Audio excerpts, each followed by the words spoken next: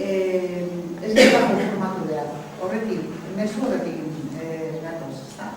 Geroz eta gehiago ikusi dugu egin diren gauzetan, eta bai zuek kontatzen dituzuen praktikan jartzen dituzuenean, zein interesgarria den, zein aspektuk edo bide berriak iriki izkigun, eta askotan bide berriak ez, baina genezikien hainbat gauzak, aspektuak, batera ikusten ditugula horrein, ezta?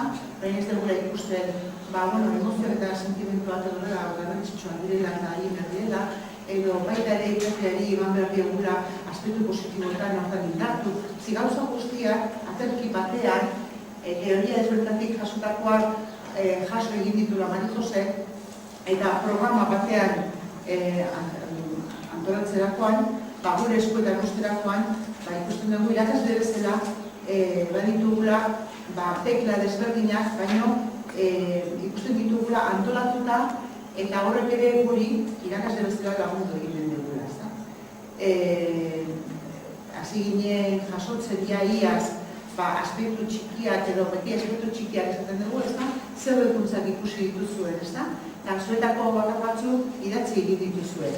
Guk alakoa egin dugu, eta ikusi dugu hau eta hau hobetu dela. Momentu horretan, talde horrekin edo ikasle horrekin, ezta? Eta hori da, horretan sinisten dugu, ez? Gauza txikia, egitea, ikustea, nola gure hezkuntza hobetzen ditua, ezta? Eta bi aspektukan, irakasle bezala formakuntzan euskal dago bali badugu, gure bitartez gu, azkenean gu geha, gu egiretarakoten geha, ikaslekin aritzen geha, baina gu geha horko bidean gaudenak, ezta?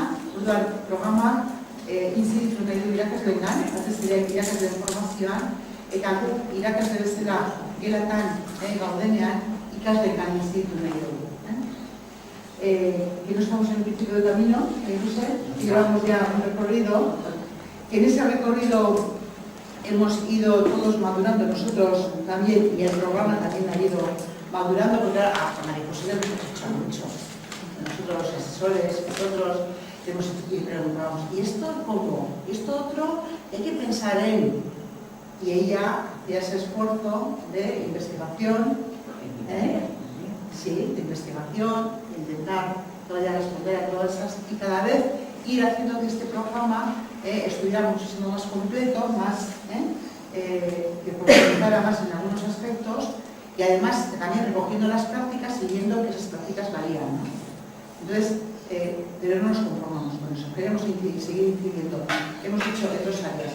En el área de la formación del profesorado, porque nosotros somos los profesores los que canalizamos de una manera o de otra, y podemos conseguir llegar a todos los alumnos, a todas las alumnas, teniendo las características que tengan, la problemática que tengan, etc., intentando conseguir que sean unas flores preciosas, tengamos un jardín maravilloso, que es lo que nos importa, ¿no?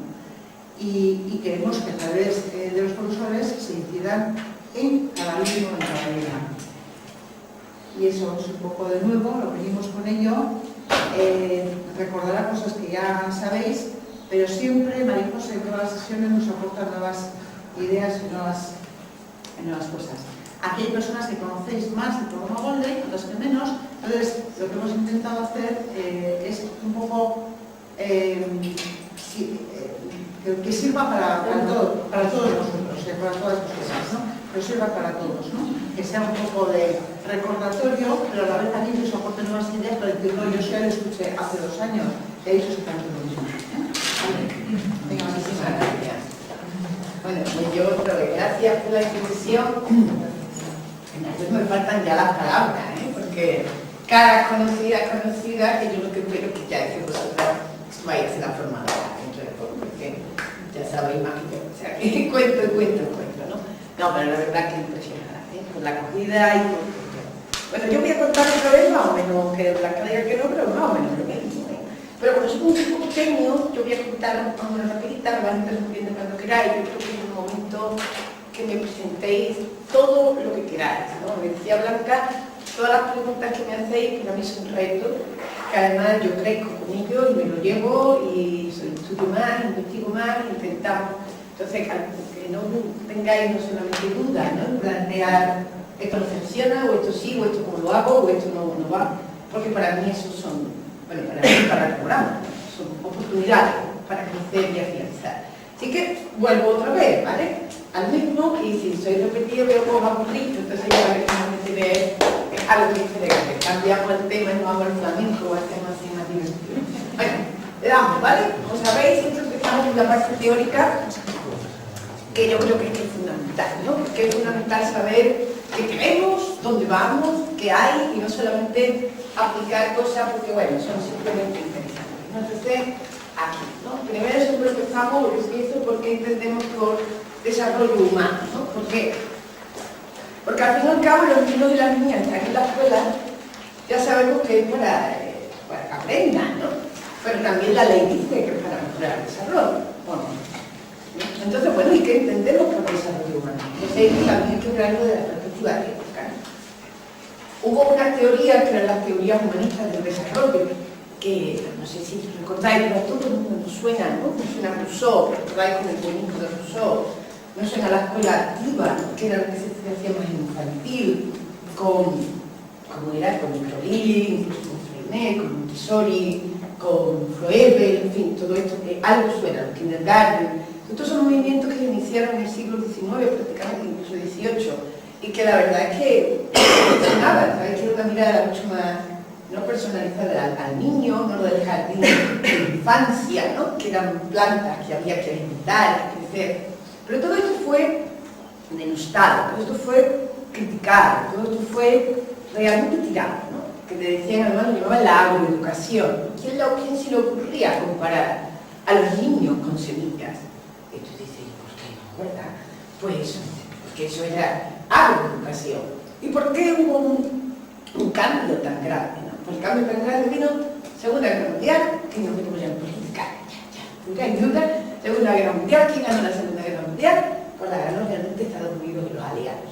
Entonces esto no solamente significa una batalla o un triunfo militar, sino además político, y político también es teórico y también es paradigmático. Entonces, especialmente desde la Segunda Guerra Mundial, que ya se venía gestando desde antes, entramos en un paradigma, que es el paradigma más conocido como conductismo, pero que a mí me gusta más llamarle el hombre robot, ¿vale? Que es toda una mentalidad de que la persona puede ser dirigida desde fuera.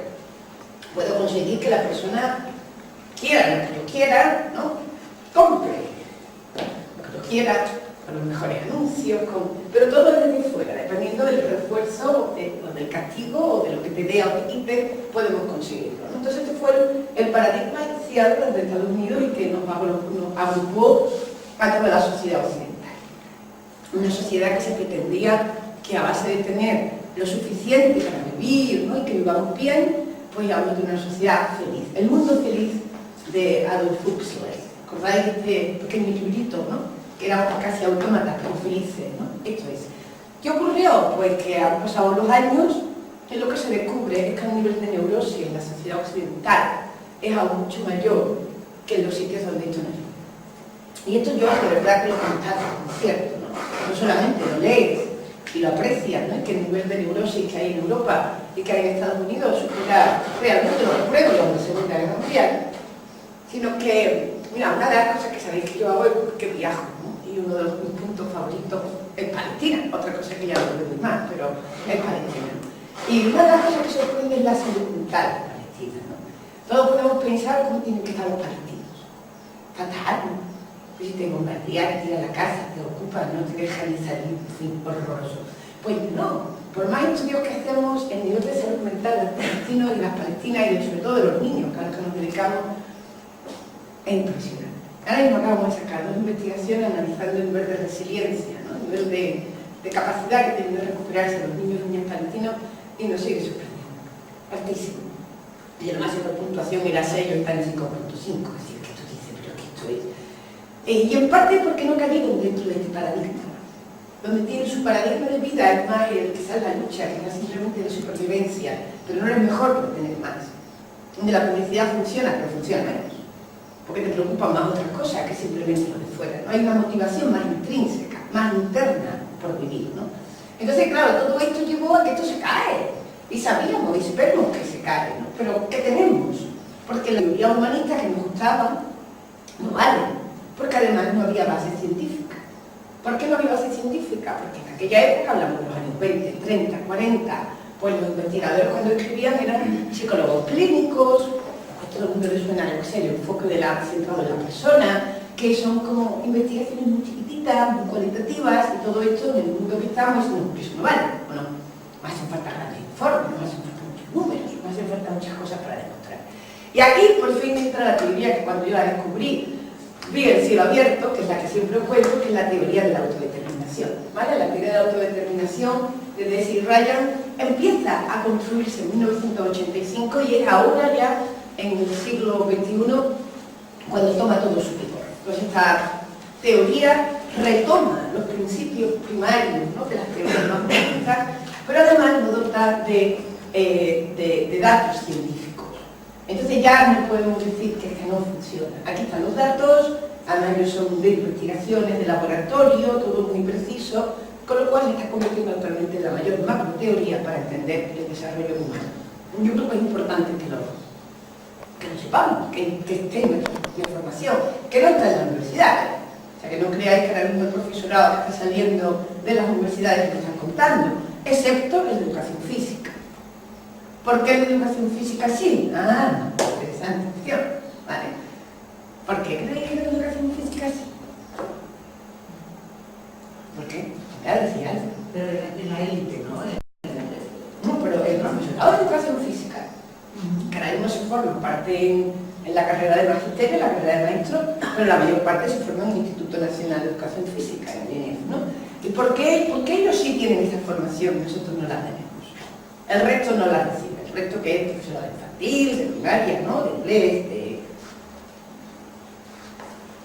Venga, imaginación al poder. ¿Idea? ¿Idea? ¿No? Por ejemplo, ¿Qué?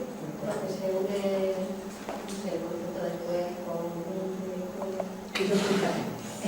por el concepto del cuerpo. Podría ser. Dejamos la pregunta, ¿vale? Y después cuando sepamos de esto veráis cómo sola, intuitivamente lo vaya a descubrir. Bueno, entonces ahí tendríamos la teoría de autodeterminación. Como digo, que ahora mismo sería como un macro, ¿no?, que nos da, ¿no? Y la teoría, pues igual la anterior, y tiene cosas muy básicas, ¿no? Por ejemplo, el ser humano es un ser activo. ¿Eso qué significa? Que se ha dejado también de ver al ser humano como pasivo, sometido ante las fuerzas del mundo, ¿no?, que no sabe qué hacer, ¿no?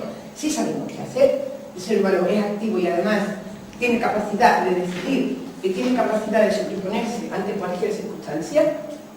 Claro que también todo esto viene de muy atrás, ¿no?, de cuando el ser humano depende de cómo sea su contexto.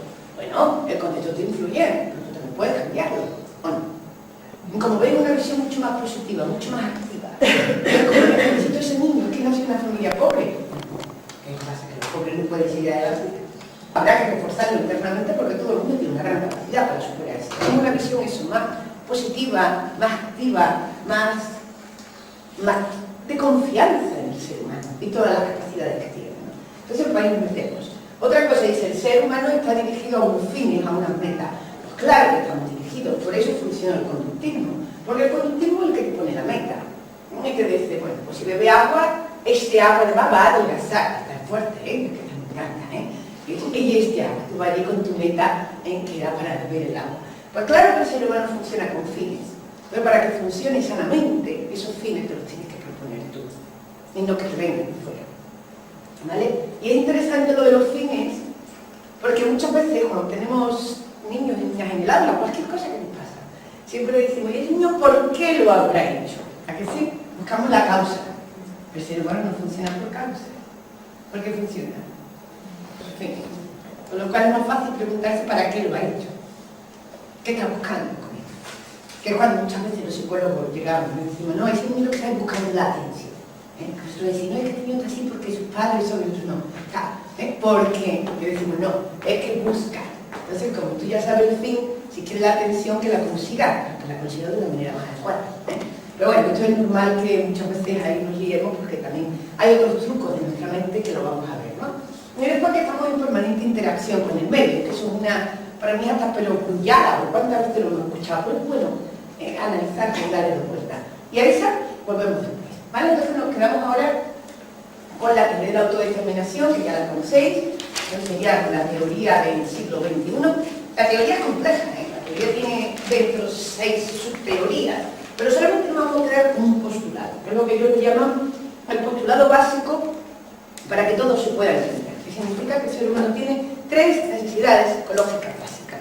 Esto hay que repetirlo hasta la saciedad. Yo creo que esto hay que metérselo aquí, hay que decirlo muchas veces, porque nos da un mapa, nos da una guía para poder entender por qué los niños actúan, ¿ves? Por qué los niños actúan como actúan, ¿no? Entonces, estas 3 necesidades psicológicas básicas son: una es la necesidad de la competencia, que se llama affectance en inglés, que en español la gente dice affectance, aunque yo nunca he usado esa palabra, pero ellos dicen que se llama así. Pero affectance o competencia, que significa la necesidad como seres humanos que tenemos de actuar sobre el medio y además de actuar significativamente, y además nos gusta actuar y además nos gusta actuar bien, ¿sí? Y nos gusta que nos digan que bien que lo hemos hecho. Entonces esto fue descubierto o escrito en el 1959, esto fue White, que era otro psicólogo, y entonces este señor pues decía, si estamos dentro de que toda la persona se mueve o para conseguir algo o para evitar algo que no le gusta, ¿no? Que sería otra vez el paradigma conductista del mundo robot, del hombre robot en el que estamos. Cuando se ponían a estudiar a los niños pequeños jugando, cuando tú observas a un niño pequeño jugando, el niño está concentrado, juega así con todas sus ganas. Pues sí, ¿no? Cuando hacemos su torre, cuando está jugando a la casita, y decía, bueno, ¿y este niño que está esperando? ¿Qué tipo de reforzamiento busca un niño que juega? Ninguno. ¿Y qué tipo de castigo evita? Ninguno. ¿Por qué juegan los niños y las niñas? Porque les sale de dentro, es decir, porque quieren, porque hay una motivación intrínseca que les lleva, porque hay una parte del desarrollo que te lleva a actuar, a adquirir nuevas destrezas, aunque sea jugar. Tiene que ser jugando en las primeras edades porque tú todavía no tienes las habilidades. Entonces decía que hay unos comportamientos que corresponden a todos los seres humanos del planeta, que no se explican por el paradigma conductista. Y que además hay una gran interés que ponen los niños a jugar, con lo cual aquí hay algo más. El ser humano no funciona solamente por cosas de fuera. El ser humano también funciona por cosas que son internas, interiores, por tus propias ganas, ¿ves? De algo que sea pobre y que sea rico. El niño pobre y el niño rico cuando tiene 3 años, ¿qué es lo que quiere? Y da igual todo, da igual la etnia, da igual el lugar en el que vive. Entonces de ahí surge esto como una necesidad psicológica básica o incluso como un principio básico del ser humano. Entonces, decir Ryan lo meten en la subteoría para que, o en el postulado, para que nos quede claro que esta necesidad está aquí, ¿no? Después tenemos la necesidad de relacionalidad, que esta otra vez es preciosa, ¿no? Esta es la que corresponde al principio de homonomía, ¿no? Que significa la necesidad que tenemos de integrarnos con los demás, en nuestras relaciones sociales, de que nos quieran, de querer, de cuidar, de que son cosas tan obvias que a mí a veces me enfado como científico y con la ciencia, porque digo, con cosas tan obvias, ¿no? Hay que luchar tanto para demostrar que son ciertas, ¿no? Entonces aquí, ¿qué nos recuerda esto? Nos recuerda a Spinoza.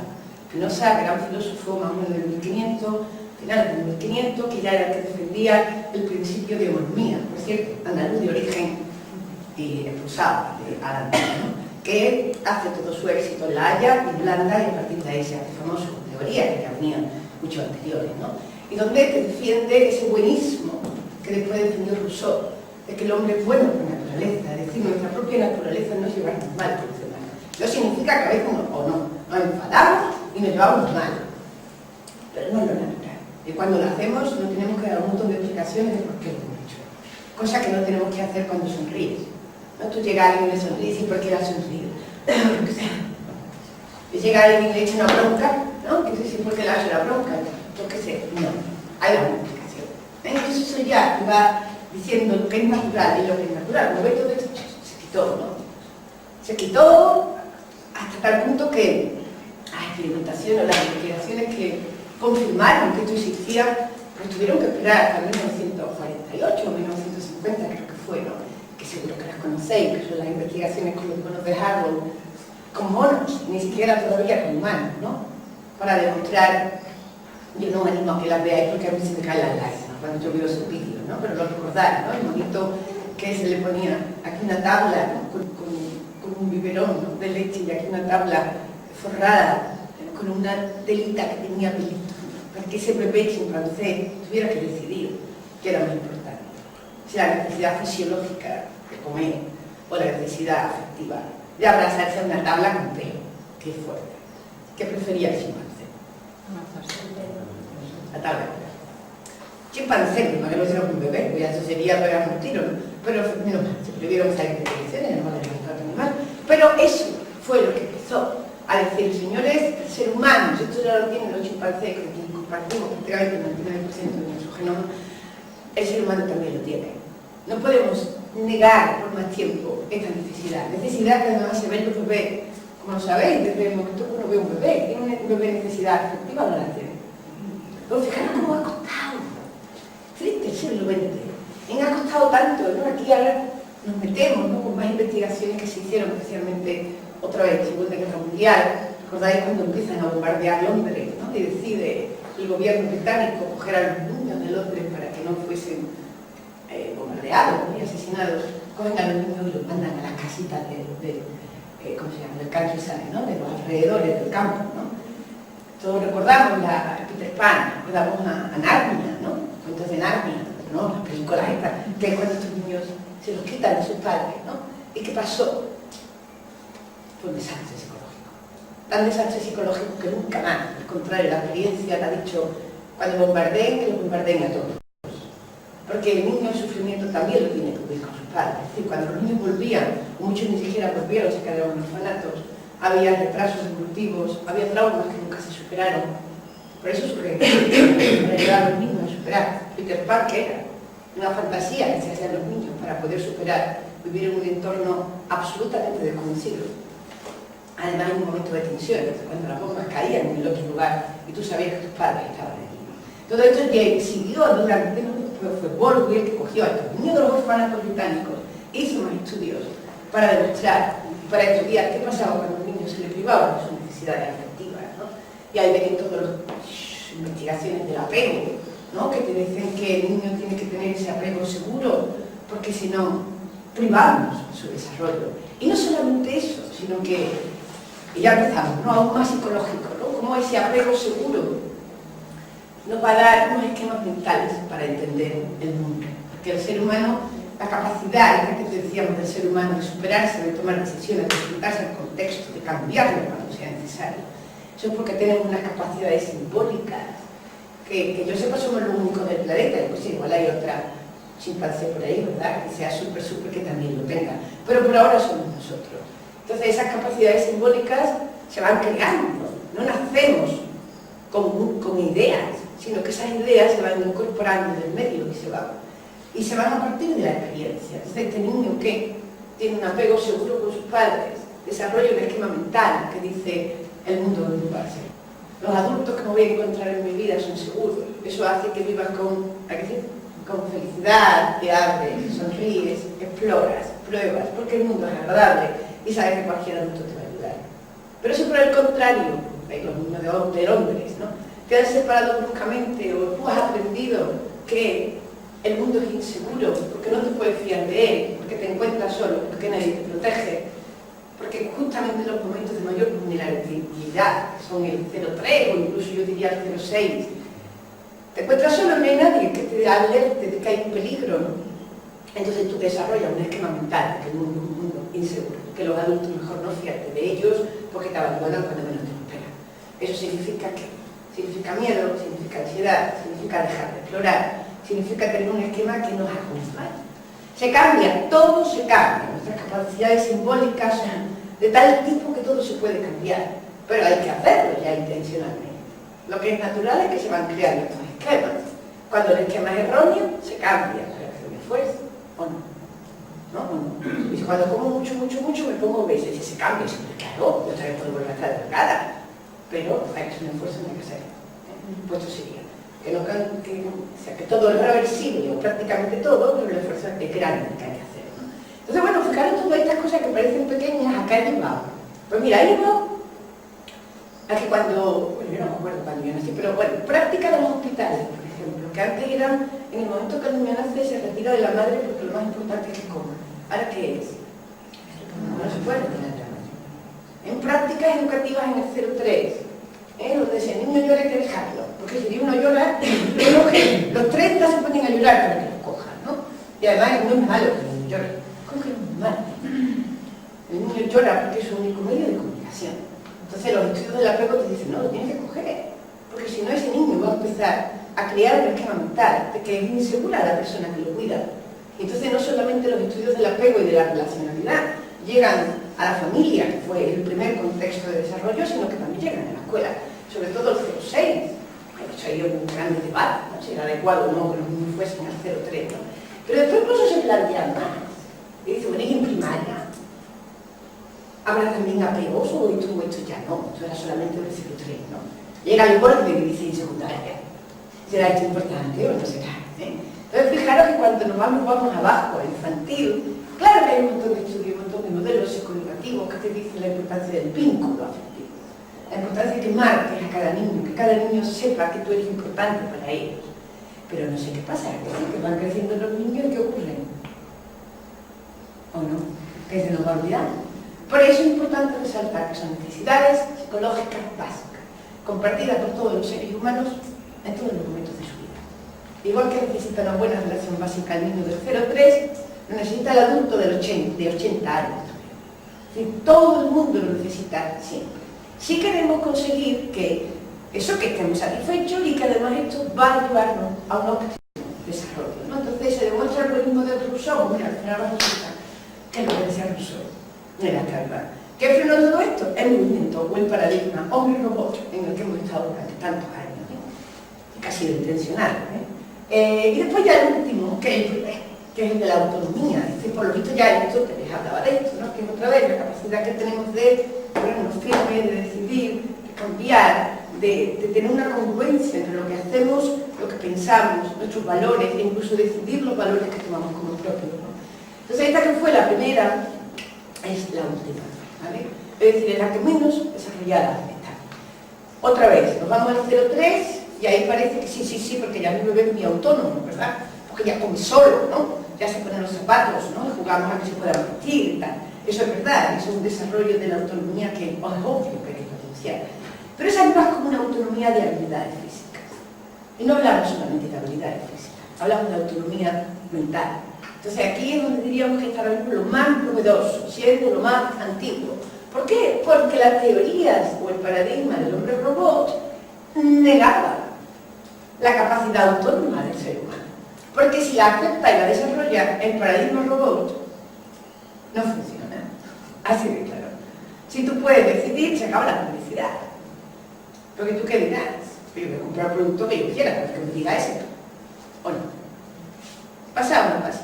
O sea, mi madre, ¿no? Cuando llega y dice, mira, aquí al supermercado, mira todas las ofertas que han venido, ¿no? Y digo, pues si yo no necesito ese producto, pero que está muy barato. Pero que yo no necesito. Porque tengo yo que comprar aceite cuando me diga al supermercado. Bueno, el aceite todavía porque se puede almacenar, ¿no? Pero cuántas cosas hay, pero que yo, que eso hay que comprar. Esto es. Claro, cuando eres autónomo, ¿qué dice? Pues yo voy a comprar el producto donde yo quiera, cuando yo quiera y como yo quiera. Eso es, de acuerdo con tus valores. ¿Y eso qué nos da? Eso nos da equilibrio y salud mental. ¿Por qué? Porque las personas que son manipuladas desde fuera, se sobreentiende, se entiende que están bajo un estilo que se llama controlado, efectivamente, se llama controlado, una orientación controlada, que es que está controlado por fuera. Parece que está bien, no, porque tampoco que vaya por ahí así locos, parece que está bien, pero hay una neurosis debajo, no enorme, pero sí la hay, latente. Es lo que se llama una neurosis existencial, que es cuando llega un momento que te plantea un montón de cosas sobre la existencia de la vida y al mismo tiempo dices que yo no estoy bien, pero que yo no tengo todo. ¿Suena eso o no? Sociedad occidental. Con lo cual después nos lleva, sí, pero entonces llega la publicidad y dice, pero usted no es feliz porque le falta. Hombre, buenos días. Muy bien, gracias. Hola.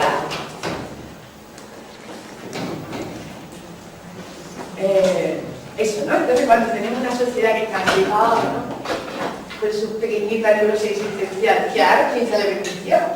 ¿No? Y si está cosa triste, sí, porque hay gente que no sabe qué hacer con su vida, compre esta colonia, que no le digo nada, porque hasta un novio guapo le va a salir. ¿A qué sí? Y entonces todo uno se lo va a hacer. Con lo cual, hay partes interesadas en que sigan funcionando. Y nosotros como escuela, si dice la ley, que lo dice, ¿no? En la escuela, eso dice, ¿no? El sistema educativo tiene como prioridad, como fin, la mejora del desarrollo humano. Ya, pues no vamos a desarrollar. Vamos a satisfacer las tres necesidades psicológicas básicas. Las tres. Si bien, decir Ryan insiste, las tres son necesarias, si no, no funcionamos.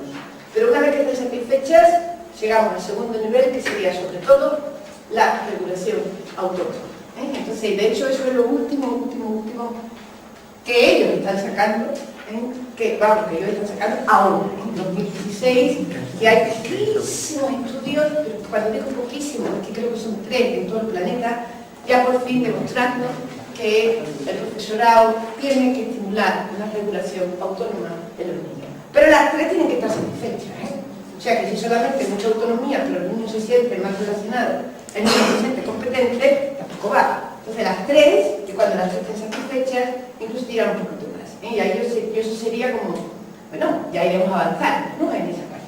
Entonces, bueno, ¿por qué contamos esto? Pues porque cuando veamos un niño que está mal, ¿no? Que no aprueba, que está desmotivado, que ya no sabe qué hacer con él, ¿no? Que ya cuando dice que ya no sé, que los padres, que no sé qué. Mirad las 3 bolas y pensar, este niño cómo tiene satisfechas sus 3 necesidades psicológicas básicas. Y verás que igual está rechazado por los iguales, pues entonces no tiene cubierta la relacionalidad, porque no está integrado bien en su contexto social. Puede ser que nunca haga bien una tarea escolar, entonces se siente competente, eso es. Puede ser que nunca decida nada, porque es que va a inglés por la tarde, va al otro porque hace lo que dice su mamá, su papá, porque la escuela cumple con todas las reglas, porque está harto. ¿Estamos respetando su autonomía? Eso es. Entonces veréis, yo es mi sueño, que ya lo hacéis. Cuando veáis el niño, veáis las 3 cosas. Y dice, está fatal, está esto, tiene que estar. Y ya. Porque eso implica lo del para qué. ¿No? Entonces, ¿por qué el niño se comporta así? No. ¿Para qué? Porque muchas veces lo que ellos buscan es justamente satisfacer estas necesidades psicológicas básicas, que era tan importante contestar, saciar, ¿no? De comida o de sed. Y entonces empieza a decir, ay, que en la clase llama mucho la atención, es que no se sienta, es que está buscando que me llame la atención, porque igual quiere ser competente, y es muy competente destrozando un aula cuando te pones a explicar. Y voy a decir, sí, pero eso no es, da igual ser competente en lo que sea. Si de tal manera y es que me hago un crack, ¿no? Que es que la profesora empieza y que yo en 5 minutos le he destrozado el aula. Va a decir, sí, pero eso no es, sí es. Su necesidad es tanta. Y de hecho veréis que casi todo lo que hay de producción escolar está asociada con bajo rendimiento, incompetencia, incluso a veces también con malas relaciones, ¿no? Entonces, bueno, la autonomía hay que trabajarla, pero también la tenemos que dejar, porque sí es cierto, el sistema educativo no favorece la autonomía. Bueno, seguimos. ¿Sigo? Sí. Ya lo sabéis todo. Esta sería uno de los pilares, ¿no? Este es uno. Y el otro que era, como me he dicho antes, el ser humano está en completa interacción con el medio, ¿no? Esto es, yo al menos le tengo que dar vuelta, será que yo tengo también mis limitaciones, ¿no? ¿Por qué? ¿Qué significa eso? Yo digo, pues yo claro que estoy interactuando, estoy respirando, estoy interactuando, si no hubiera oxígeno yo no podría ni hablar, ¿no? Cuando tengo hambre, como, ¿no? ¿Eso qué? Interactuar con el medio, ¿no? Coge la lechuguita del medio y te la come, y si no tuviese el medio, pues yo no podría alimentar, ¿no? Pues esto es, pero a nivel simbólico. Entonces, ¿qué significa esta interacción? Pues claro, la fisiológica la sabemos, pero eso no es la que nos preocupa, porque eso lo tiene cualquier ser vivo del planeta. Lo que nos preocupa ahora es nuestra interacción simbólica, que es la única nuestra, ¿no? Y es igual. Cuando yo necesite algo, necesito comer, ¿no? Y en este caso, comer mentalmente significa la dialéctica simbólica, que serían las funciones de género. Entonces, cuando tenemos hambre, yo por lo menos siento aquí hace una cosa que me da el estómago, ¿no? Que me sé, ¿no? Que siento como un pellizquito. Y dice, ¡ay! Y ya vamos a coger, ¿vale? Cuando necesitamos regulaciones simbólicas, ¿qué sentimos? El pellizquito aquí, ¿no? Aquí es físico. Entonces, ¿cuándo necesitamos? Cuando estamos en desequilibrio, cuando necesitamos equilibrarnos, igual que con la comida. porque tú sientes que el pellizquito porque tu cuerpo está entrando en desequilibrio, o no, y necesitas hidratos de carbono, o necesitas vitaminas, o necesitas agua, y de tu cuerpo entra en desequilibrio y te da una señal. Claro, y te dice, comes, entra en equilibrio. ¿A que sí? Pues igual. Pero vámonos con las ideas, con lo simbólico, ¿no? Entonces, cuando tú necesitas, comida simbólica, cuando uno pasan cosas que no puedes explicar. Cuando las cosas pasan y si las puedes explicar, o sea, que es lo normal que pase, pues entonces tú sí ves. Pero cuando, yo digo el clac, cuando la cabeza se cae, es cuando tú lo necesitas. ¿Y eso cuando ocurre? Es cuando ponemos la carita así. Generalmente cuando fallamos. Se lo explica él, ¿vale? ¿Cuándo fallamos? Si ponemos una tarea, ¿no? Yo qué sé, le pone una tarea a un niño y la hace bien, y le dice muy bien. ¿El niño entra en desequilibrio? No. Pues entonces no necesita comer. Entonces, vale, todo fluye, se acabó. Pero le dice, esto está mal. A mí me hace, necesita buscar una causa que explique por qué eso está mal. Y ahí sí es causa, porque nuestro pensamiento es causal. Y no es causal porque el mundo sea causal. Las cosas no pasan por una causa. Pero eso necesitamos organizar. Como necesitamos organizar, ponemos cosas antes. Ya lo entiendo. Y te explica lo de ahora. Es como una estrategia que tenemos, como nuestro pensamiento se organiza para explicar la realidad. Explicamos la realidad. Yo qué sé lo que es la realidad. Pues si la realidad es algo tan complejo. ¿Qué es la realidad? Dice lo que vemos. Pues la mosca ve otras cosas. Tiene 24 ojos y ven otros colores y no sé qué. ¿Y es lo que ve la mosca en realidad? Pues entonces lo que yo veo también es realidad. Entonces, ¿qué es la realidad? Tan compleja que no vemos todo. Que el ser humano lo que hace es que intenta dar sentido a la realidad que puede entender. Y para dar sentido utiliza un pensamiento causal. ¿Es perfecto? No, no es perfecto. Pero te ayuda. Y te ayuda a poder anticipar de otras cosas. ¿Me explicó, no? ¿O no? Y ya está. Entonces, esto es lo que descubre Hegel. Con su él hizo un estudio de la psicología popular, entendiendo como psicología popular cómo piensa la gente. Cómo la gente percibe la realidad. Y cómo además explica las incongruencias. Y es donde se da cuenta que efectivamente seguimos un pensamiento causa-efecto. Aunque la realidad no sea causa-efecto, pero así es el ser humano. Con todas sus trampas, todas sus insuficiencias, con un montón de cosas. Pero lo hacemos. Y de hecho abordamos la realidad como un científico. Porque el pensamiento causal es científico. Es si ha pasado esto, tiene que ser por algo. Y eso ya lo puedo explicar. Entonces, ¿cómo lo abordamos? Entonces, claro, el niño que tú dices, esto está mal, ¿no? Necesita una explicación causal que le ayude a entender por qué está mal. Y ya empezamos con la teoría de la reducción. Entonces, ha hecho mal el problema de matemática. ¿Qué causa? ¿Qué comida? ¿Qué atribución? Vamos al supermercado y vamos a coger nuestro paquete simbólico. Claro, al principio nosotros le damos lo simbólico, después el niño ¿qué hace? Lo interioriza. Y ya lo tiene dentro. Tiene dentro ya un montón de recursos para decir. ¿Vale? Pero vamos a pensar, estamos todavía nosotros proporcionando esas regulaciones, ¿no? ¿Qué causa le podemos dar al niño de por qué ha fallado el ejercicio de matemáticas? Decir cualquiera, hay miles. Entonces, todo esto no es nada exacto, ¿no? ¿Qué causa? A ver, ¿cómo podemos explicar al niño que dice esto te ha salido fatal? Porque no entiende o no puede abordar con tanto datos, porque tiene muchos datos. Por ejemplo, dice, te ha salido mal, pero tú se lo dices al niño. ¿Qué le dices al niño? Te ha salido mal porque hay muchos datos. ¿Cómo te saldría de manera natural? Porque no ha sabido organizarlos o porque no ha sabido... Por ejemplo, dice que te ha salido mal porque no has sabido organizar los datos. O sea, está regular, ¿vale? ¿Por qué está regular? Está bien, pero, bueno, está bien, estaría ahí a caballo, ¿no? Dice, te ha salido mal porque no has sabido organizar los datos. Perfecto. La atribución esa que le damos se llama atribuciones, ¿vale? ¿Es interna o externa? Es decir, ¿el problema te ha salido mal por algo tuyo o por algo de fuera? Interna. No has sabido organizar los datos. Interna. ¿Cómo? Interna. Interna. Entonces, es así, porque como no ha sabido organizar los datos, el efecto ha sido, de causa, efecto. Bueno, muy bien, vamos a volver a ella. Entonces, una es porque tú no sabes analizar los datos. Perfecto. Bueno, otra causa que pudiéramos dar, que hay muchas. Vamos a ver. Porque el problema está mal planteado. Porque el problema está mal planteado. Pero esa es fantástica. Te ha salido mal, pero porque este problema está mal planteado. Bien, ¿cuál de las dos? Yo soy el número. Me motivarán a mí a seguir intentando hacer problema. El problema está mal planteado. Yo soy clarísimo.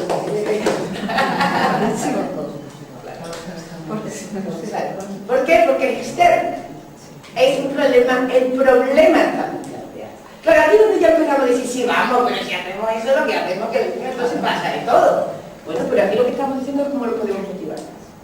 ¿Qué tipo de causas van a tener un efecto de mayor motivación? ¿Vale? Pero la tuya sí, ¿eh? Sí, porque hay un elemento muy importante, que es el control. Que dice, tú lo has hecho mal porque no has organizado bien la información. Pero claro, yo puedo aprender a organizar la información, ¿vale? Entonces es así, porque es interna, pero es controlable. Entonces, es así. Pero esa es más efectiva todavía. ¿Por qué? Porque se van creando estilos de pensamiento, igual que con lo del apego. Entonces, si a mí la maestra siempre me dice, ahora me prendo, por ejemplo, aprendo mal, ¿vale? Porque yo es así, que está caballo y está bien, ¿eh? Un ejemplo, claro, no te ha salido así porque tú ya sabes que para los números no se te dan bien. Y yo te lo digo así directamente, interna y no controlable. Entonces el niño coge esa comida y se la come. Y dice, yo en los números no sé. Ella lo está midiendo aquí, porque se va a interiorizar. Si ahora llega a su casa, le dice la madre, ¿cómo te en matemáticas? Con el trabajo que te cuesta.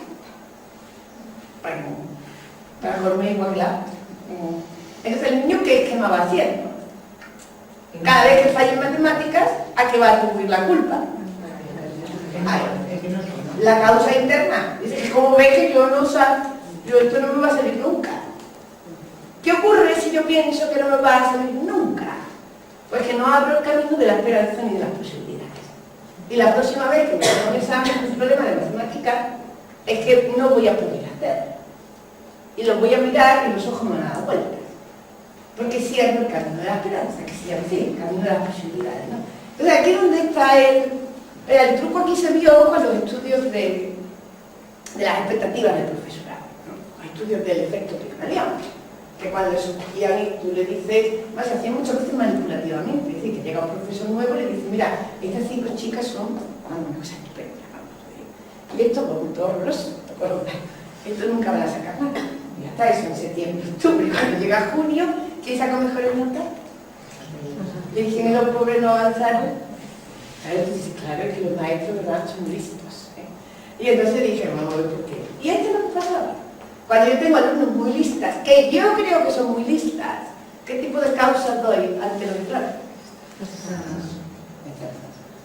Cuando tú dices, mira, tengo un mal día, pero mañana siempre te sale. Es que el problema es muy difícil. ¿Sí? Es que eso de dificultad, un poco el esfuerzo también, ¿no? Un poquito más. Y mientras que en los otros las causas siempre son internas. Entonces, ¿por qué ocurre con esto? Pues no pasa nada. El problema es que se va interiorizando. Igual que con el apego, se van creando esquemas que tú vas a seguir utilizando después toda tu vida. Que cuando llegamos a secundaria, y ya nos encontramos niños que te dicen, no, yo quiero ver. Y no ha sido una decisión autónoma, ha sido una decisión que ha sido manipulada, si queréis, o ha sido una decisión desadaptativa para su óptimo desarrollo. Es como ha cogido el camino que menos le va a favorecer. Y ha cogido ese camino porque es lo que el contexto le ha ido preguntando. Entonces, ahí es donde ya empezamos, ¿verdad? Es decir, bueno, entonces, ¿con qué causa tenemos que decir? Ante el fracaso, siempre externas. Y ante el fracaso, externas. O internas, controlables, podría ser. Pero vamos a mejorar externas y controlables también. Aunque cuando no nos salen, bueno, hace un día de mala suerte, la verdad es que es útil, ¿eh? Porque por lo menos no te vas a apurar y te da las ganas de seguir.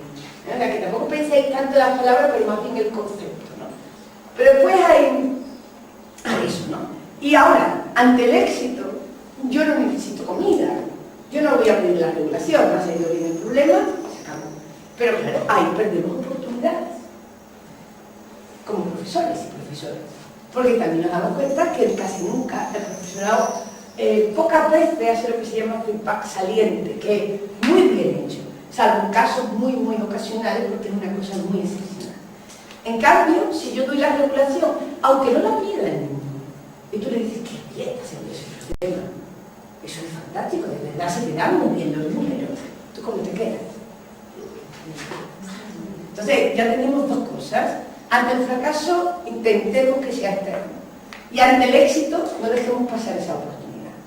Y aquí es donde ya viene la intencionalidad, porque de manera popular y de manera natural no sale. O sea que esto cuando yo digo, ¿no? Cuando lleguen los chavales a las 8 de la mañana le tenía que dar las gracias por venir. Yo voy a decir, entonces vamos, vaya por ser. Que es obligación. Y tú dices, pues ¿qué hacer? Tiene que decir, os agradezco el esfuerzo de levantaros a las 7 de la mañana para estar aquí en el instituto tan temprano. Ay, pues sí. Y eso lo vamos a hacer porque es profesionalizante. Porque sabemos que haciendo eso estamos, además, dando atribuciones, aunque no sean pedidas. Pero eso va a afianzar unos esquemas de seguridad, de posibilidades, de buenas relaciones, de esperanza, de que ya. ¿Vale? Después, bueno, sería, para que ya lo sabemos bien. Entonces sería, aquí, ¿no?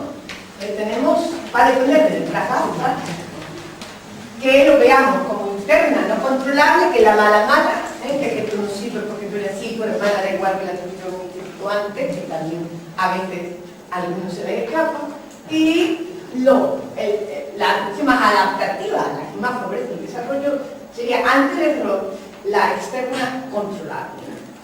Hay otro nivel que no está, que lo tenéis en una foto porque te dije, no la saqué todo, no la has sacado, está ahí al final. Pero lo explico. Que tiene un poco curioso con lo que has comentado antes, ¿no? Y la gente que se queda, pero bueno, pero yo no puedo siempre atribuir algo de fuera, entonces voy a ser algunos niñas irresponsables. ¿O no? Si cada vez que tú cometes un error, no, es que no se me culpa, es que no sé qué. Pues entonces como es crear pasotas en la vida. Y lleváis razón, es lo que pasa es que hay dos niveles. Está el nivel que cuando tú cometes un error ante una tarea individual, que se supone que tú intencionalmente lo quieras hacer bien, porque vaya, si lo quieres hacer mal, tampoco tiene ningún desequilibrio, pero eso no es bueno. Lo normal, tú quieres mostrarte competente, te sale regular. Entonces cuando viene tú de las causas, externas o internas. Pues hay otro nivel, que es el nivel ya de relaciones sociales, no que yo hago una tarea, sino que incumplo una norma, me llevo mal con los demás, no me integro bien en el sistema, pero veis, ya no es mi tarea de matemáticas. Entonces ahí es donde se viene la atribución de responsabilidad. Pero ya lo decíamos, que si lo hemos dicho muchas veces, aquí la que es importante es no atribuir nunca intencionalidad. Lo ha hecho queriendo. Bueno, aunque lo haga queriendo. Porque si atribuimos intencionalidad, limitamos los caminos. Porque primero nos enfadamos. Y además nos viene el castigo, nos viene la venganza, nos viene el esto no puede ser esto. Entonces, aunque sepamos que es intencional, no lo atribuyamos. ¿Ves? Como veis, también tenemos que jugar un poco con nuestra mente, ¿no? ¿Esto qué significa, no? El otro día me dice una maestra, no puedo creerte más.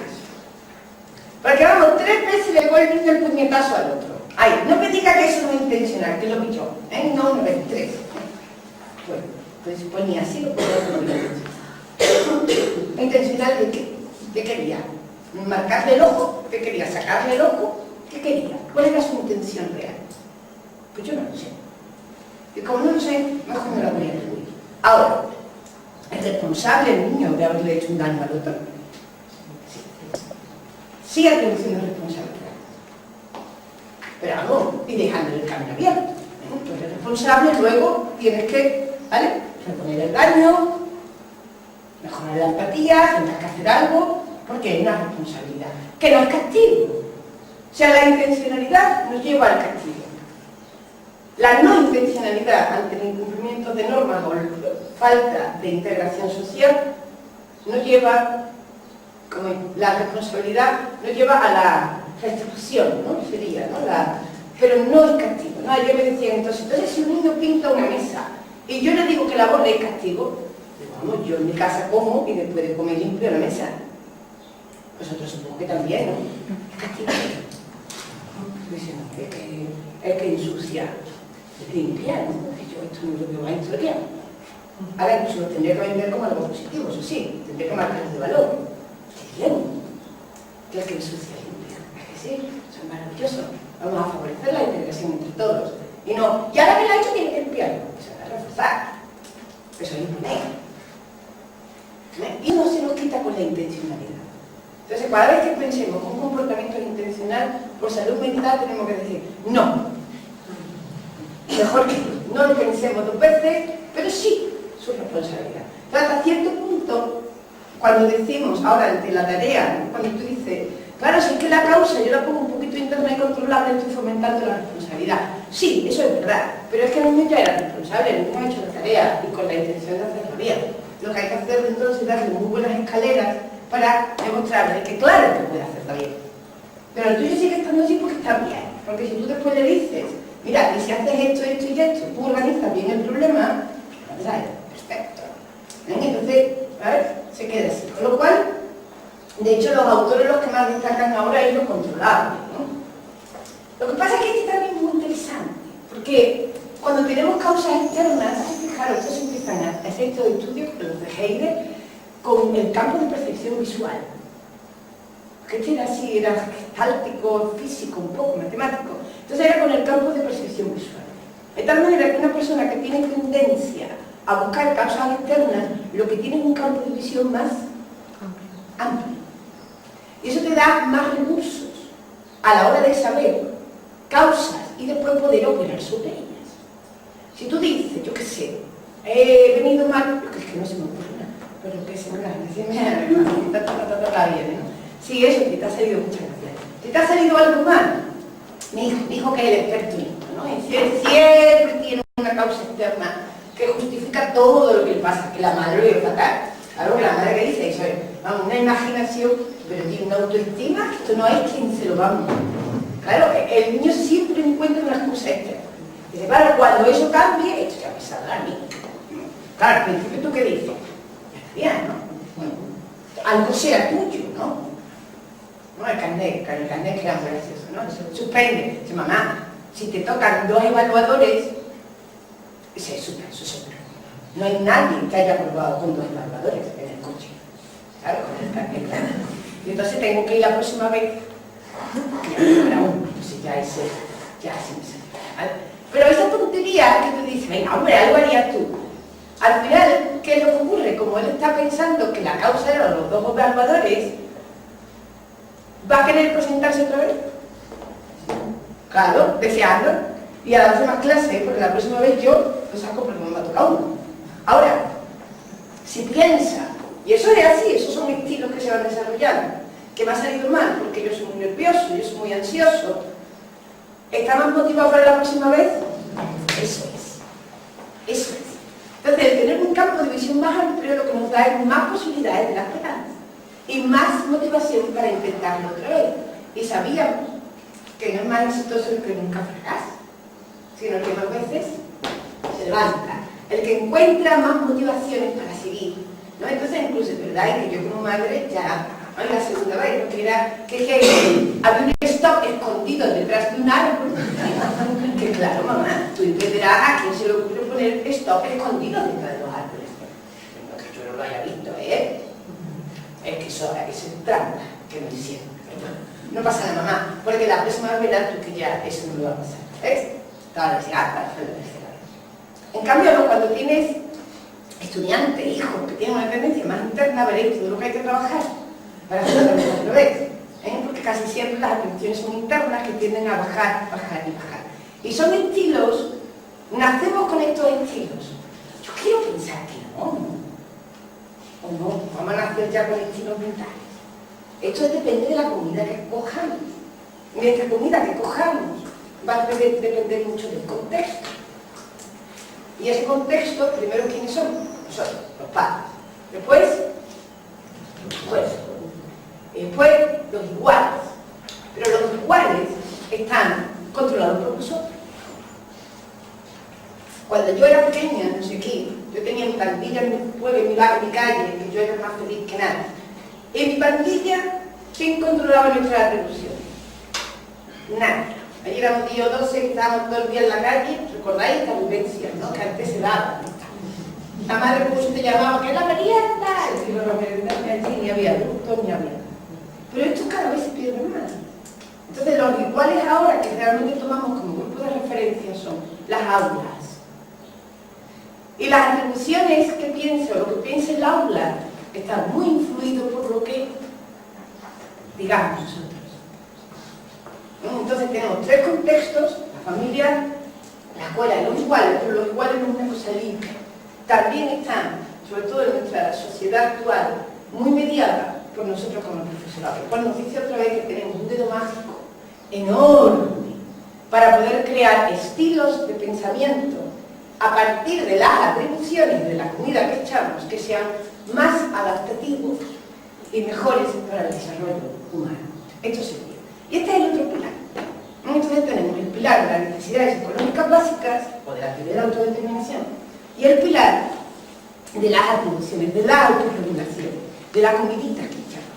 Entonces, como, tenemos entonces que tener un estante ahí preparado de atribuciones. Sí, pues sería interesante tenerlo preparado para no tener la defensa mucho cuando el niño falla o cuando hay un problema de cumplimiento de normas, ¿vale? Y de responsabilidad. Y poco más. Y todo esto de que va a depender. Pues ya empezamos con nuestra mirada.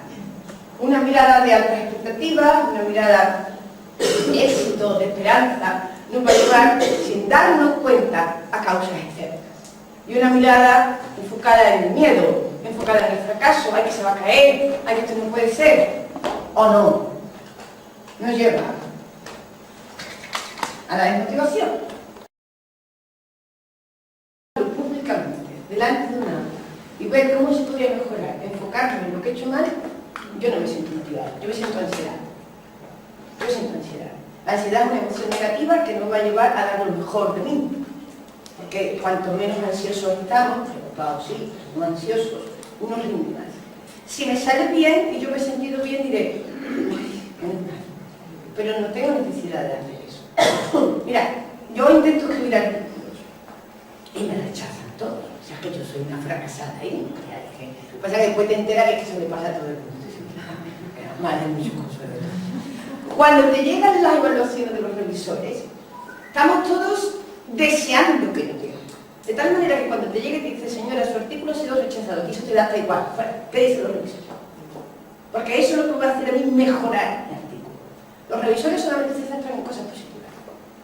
El artículo está muy bien por esto, por esto y por esto. Y si usted, además, añade esta bibliografía, cambia este texto, esto lo pone más claro porque aquí me confundí. Este número yo no lo veo claro. Pero no que esté mal, sino que yo no lo veo claro. Este artículo no lo manda usted otra vez, claro, a mi revista no, pero lo puede mandar a otra. Estamos deseando, para eso es absolutamente privado. No saben ni siquiera el nombre del revisor. Y para colmo que son tres revisores. Para colmo el revisor lo sigue haciendo de manera absolutamente positiva. Y esto lo hacemos entre científicos que somos viejos y que nadie está preocupado por la motivación.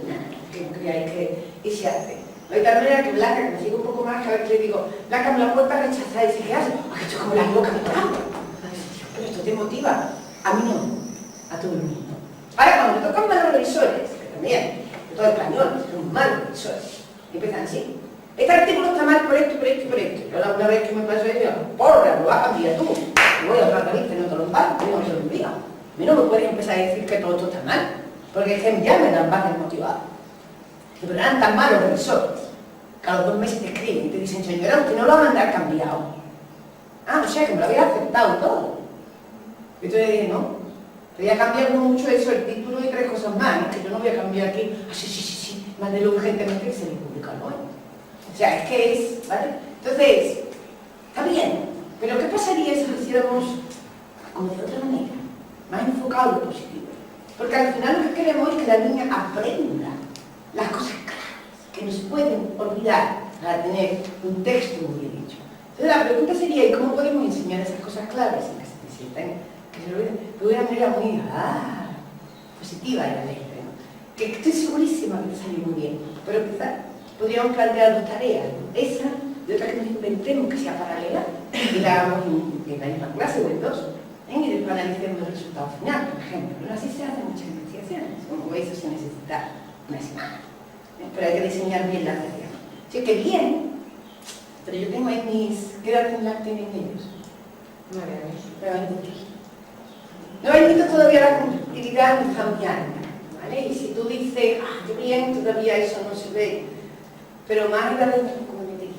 que por ejemplo, si no da bien, por ejemplo, es un primero de la ESO, que tú cojas un trabajo de un niño para analizarlo públicamente, afectaría de manera...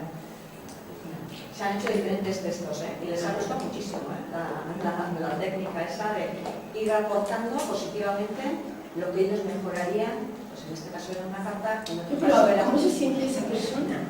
O sea, si el trabajo, por ejemplo, mío, de la profesora, que llevo un trabajo queriendo así, entonces sí. Es como cuando iba a los crucigramas, descubre los otros errores, ¿no?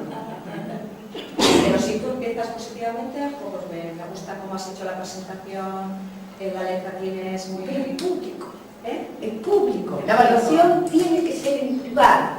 Los errores, y esto te lo digo no porque lo diga yo, son técnicas que han sido muy experimentadas ya. La evaluación siempre en privado. Los errores, minimizarlos. Poner siempre lo positivo y siempre en privado. Y cuando digamos que esto lo ha hecho muy bien, cuando digamos y esto está regular, pues mira, es muy fácil. Pones la fecha y esto queda de escándalo. Pero es lo mismo. No delante de todo. Quizás también depende, hay muchas diferencias individuales. Es decir, que hay niñas y niños que son muy fuertes y que da igual. Vamos, el que yo te digo del stop, es que este da igual todo. En el público, en el privado, va sobrado, ¿no? Pero otros parece que son más tímidos, más inseguros y les puede afectar más. No, si coges un trabajo que no sea de nadie de la clase y se hace la misma labor, Eso sí, por ejemplo. y luego cada uno compara con Eso respecto es. al suyo, Eso es. entonces ya no estás haciendo eso. Eso, por ejemplo. La intención era, pues eso, siempre en positivo, Te quiero decir, yo entiendo lo que dices, la corrección siempre en privado, pero yo quería ayudarle a esa chavala, a esa y a otros dos textos que pusimos aquí en la pantalla, pues entre todos ayudarle a que mejorara para las próximas... Yo te aconsejo que eso, o cojas eso, otro de otra clase, o tú te inventes uno que tenga los mismos errores, porque sí, se nos ha dado el caso en secundaria, que se ha hecho así, y ha habido quejas masivas del profesorado, niños que se han sentido no mal, sino fatal, porque han cogido su examen y han dicho, vamos a pasar este examen público porque es un gran ejemplo de un examen que tiene muchos errores. Tienes claro, Sí, igual esos en niveles... secundaria, donde la autoestima está ahí mucho más vulnerable, ¿no? La percepción de los iguales influye mucho más, por ejemplo, el infantil, la tierra igual, el infantil son todos fantásticos, y qué bonito el dibujo de cierta igual, pero precioso, ahí se ve la igual. Infantil, la competitividad todavía no existe, en teoría, digo en teoría a los 9 años porque eso es lo que dicen los libros, pero el otro día ya me lo encontré, en 7 años me encontré ya clases muy competitivas, muy competitivas, era triste, porque todo esto, como veis, son interacciones simbólicas que se van incorporando. Y no, los niños no son críticos, no somos ni nosotros, que también incorporamos cosas que no deberíamos incorporar, imaginaros ellos, ¿no? Y entonces se crean eso, estructuras mentales, esquemas mentales con los que interpretar, ¿no? Estaba en un aula de segundo, creo que era, de primaria, ¿no? Y había un chiquito que estaba haciendo una tarea absolutamente individual, porque las típicas que se hacen, ¿no? Que son adaptadas a él, porque no podía seguir el ritmo de la clase. Y la clase mientras, pues lo que estaba haciendo, me acuerdo, una tarea, había que escribir palabras, o sea, que había que como adivinar palabras. La palabra tiene no sé cuántas telas, y la pero el niño claro, nos enteramos, nos sentamos los niños, pues el niño era muy listo, el niño, bueno, sabía que la mirada nuestra siempre es que son muy listos, ¿no? Otra que estábamos con el niño y mirándolo, le pregunté, me dijo, ¿tú sabes la palabra que habría que ponerse claro? Pues es que la dijo. Y entonces la otra profesora que habíamos dos, entonces le dijo a la profesora, oye, ¿quién quiere participar? Ah, sí. ¿Qué palabra pondré? La que la dijo, la palabra complicada, tiene no sé cuántas T, y el niño la sabe. Y claro, se alimentan los otros niños detrás. ¡Jo! ¿No crees que el autor nos va a adelantar con nosotros? Dije, Dios, con 7 años, ya con el concepto de que va bien, de que va mal, de que incluso yo no quiero ser como ellos. Y eso ocurre porque el niño estaba haciendo una tarea diferente, o sea que esto lleva ya un montón de reflexiones hasta qué punto es bueno que los niños les pongáis solamente a uno una tarea diferente, porque lo que estáis haciendo una atribución colectiva de que este niño es peor, ¿no? Más torpe, con menos capacidades, ¿no? Con 7 años. Y eso es la teoría, no diría que no, que hasta los 9 no. Y yo ya he dicho que va, esto yo lo estoy viendo cada vez a edades más precoces. ¿Por qué? Porque cada vez tenemos más competitividad en el aula, más comparaciones en el aula. Los 3 años no se da, pues no sé qué decirte. Porque si ya nos ponemos a decir este dibujo está muy bien, perfecto, es que mira cómo está fatal, rojo, rojo, rojo, rojo, ¿no? Y tú lo ves los dos, pues tampoco te cabeza también hace la asociación de que tú dibujas mejor que tú. Y eso ya se va quedando. O sea que en 3 años, si nos ponemos con tareas de comparación competitivas, pues también. O sea, otra vez la plasticidad del ser humano es horrorosa, la capacidad de adquisición de símbolos.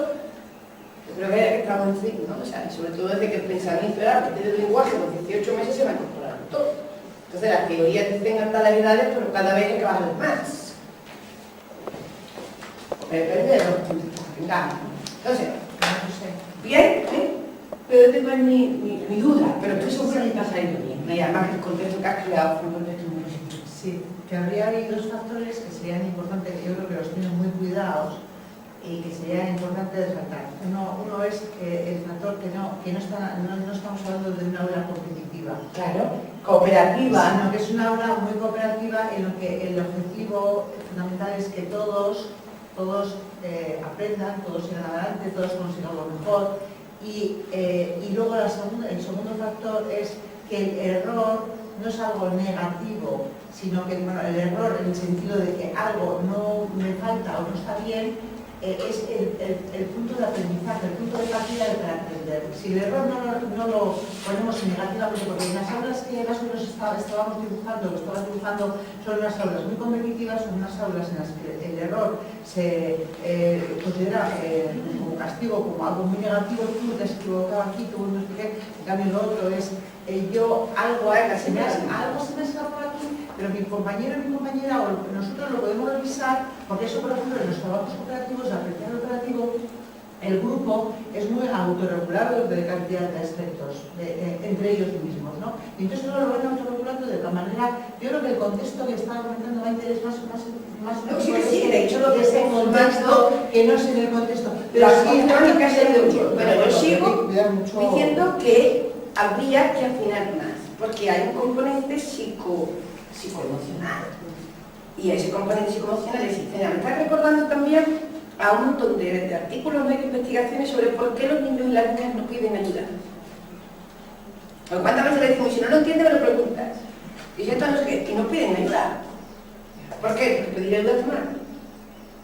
Dice que yo nunca le he dicho que pedir ayuda es mal. Usted no, pero que vive en un mundo simbólico que lo va incorporando. Pero resulta que nunca pide ayuda, pues resulta que el grupo lo valora más. Y que está siempre pidiendo ayuda, pues resulta que el grupo lo valora menos. Y pero que yo soy en clase y no lo hago, pero cariño, no vive solamente aquí. Entonces, como no podemos controlar las esquemas mentales de cada uno, ¿vale? Entonces yo digo, habrá salido, estoy segura que salió muy bien, muy bien. Sí, era lo que dice, una coevaluación. Claro, una coevaluación, y era la mejora de todos, era como entre todos podemos contribuir a la mejora de esto, eso es. Pero si queremos garantizar, voy a garantizar, de que efectivamente ni siquiera va a quedar lo más mínimo, que estoy segura que en la verdad, o sea, que repetirlo, yo creo que lo que ella decía está mucho mejor. Cojamos ese mismo ejercicio, ¿vale? O tú lo haces parecido, pero dices, mira lo que me he encontrado, vamos entre todos a hacerlo. De tal manera que nadie se sienta identificado con esa tarea. Y ya está, porque al final se va a aprender lo mismo. Que no ha pasado nada, estoy absolutamente segura. Pero es como, bueno, vamos a afinar todavía más. Porque sí que es verdad que a otras edades sí puede tener connotaciones. Porque en fin, que después cada uno viene con su mochila, ¿no? Y tampoco podemos conocer exactamente la mochila de cada uno. Pero me parece muy bien, te lo juro que estamos, que no es nada de así por afinar. Y eso me parece muy bien, bueno, como en general que no hayamos puesto ahí. Trabajamos juntas. ¿Cómo? Que trabajamos juntas. Ah, muy bien, o sea que tú ya también le habías dado la idea, ¿no? De que... No, es que compartimos en un seminario la actividad y ella la puso en marcha.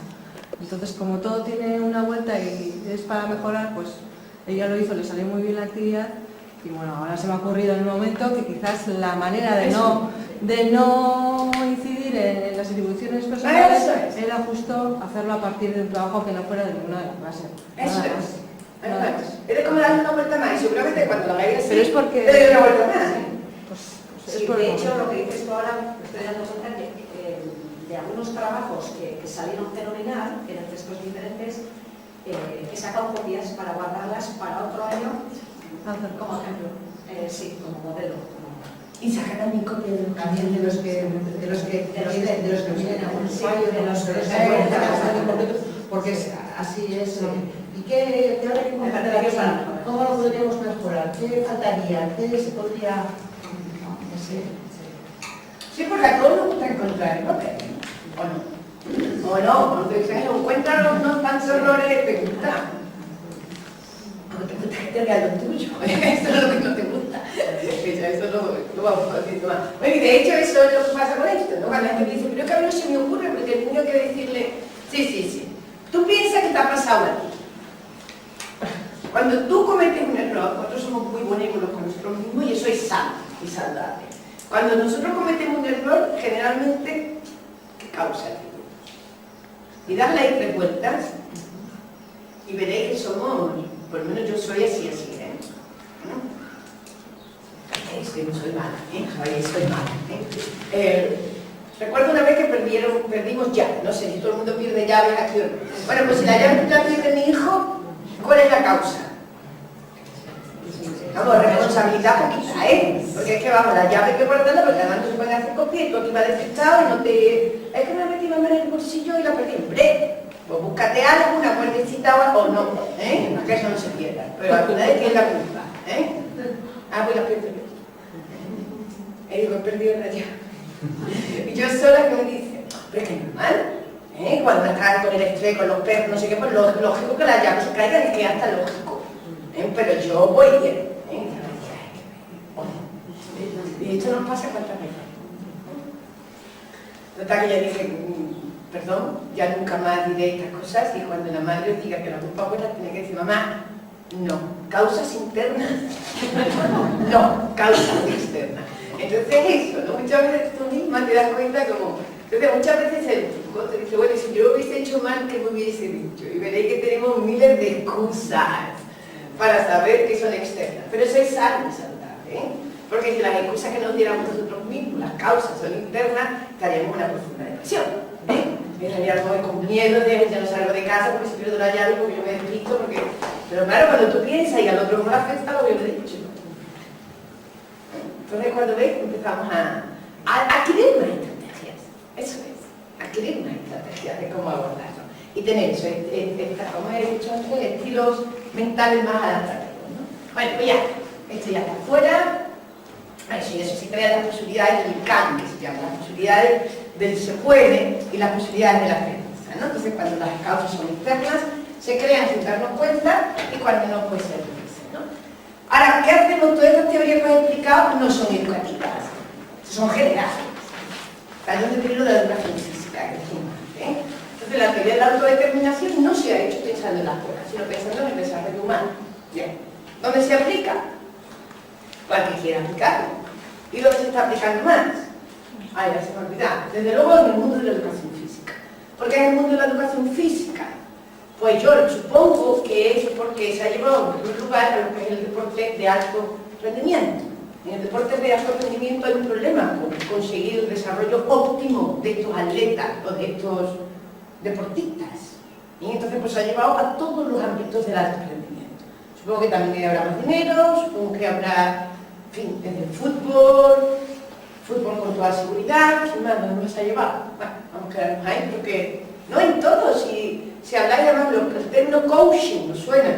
También viene, primeramente se aplicó al alto rendimiento. Ah, y el otro ámbito que se está aplicando mucho es la empresa.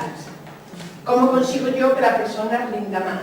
Entonces dice que bueno, si no es... Sí, porque yo tiene un buen sueldo, pero es que no consigo yo que se motive. O sea, necesidades económicas básicas.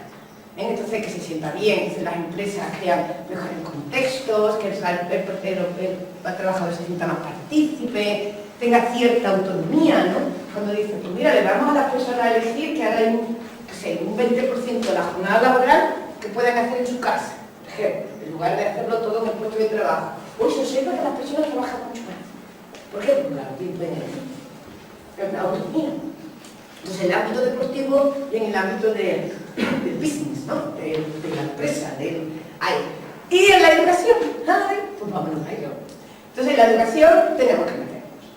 ¿Vamos a ser pioneros? Ah, bueno, entonces, ¿por qué está en educación física? Porque la formación inicial que estudia el ENEF está metida en la teoría de la autodeterminación. Y yo creo que las facultades de magisterio, que es la especialidad de educación física, bebe de ahí, de ese contenido. Entonces, eso es lo que me va a transformar.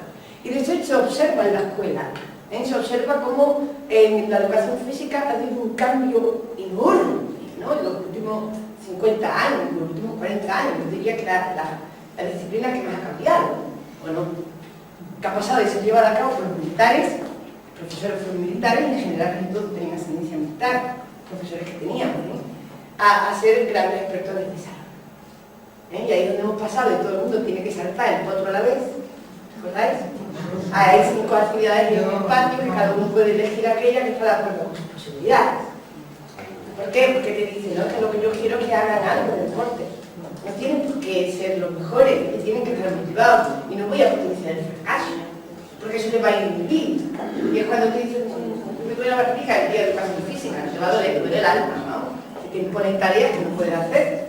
Entonces vamos a conseguir que se sientan competentes. Vamos a decir que hay que decidan. Entonces todo eso se ha incorporado antes a ese área cada uno. Entonces, ¿ha llevado educación? Sí. Mucho. Aquí estamos. Y vamos además, aquí estamos, porque sería un gran ejemplo de ello. Eso a la escuela. Ahora, el sistema educativo, ¿por qué se ha llevado menos al sistema educativo? Porque estamos diciendo que hay que satisfacer las 3 necesidades psicológicas básicas, pero además después potenciar un estilo de desarrollo o un estilo de autorregulación autónomo. Sistema educativo. Dice, pero no en el sistema educativo el niño no elige ir, tiene que ir obligatoriamente.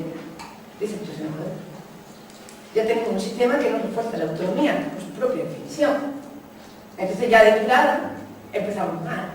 Por eso también se ha llevado menos. De hecho, la mayor parte de los estudios educativos de la aplicación de la teoría de la autodeterminación se llevan a cabo en la universidad. ¿Por qué? Porque en la universidad hay decisión modular. Claro, ya es libre, o en el bachillerato. Y mucho menos en lo que es la educación obligatoria. Entonces hay otro reto que tenemos. Bueno, si la ha complicado, pero tenemos que llevarlo, porque a la universidad no llega todo el mundo.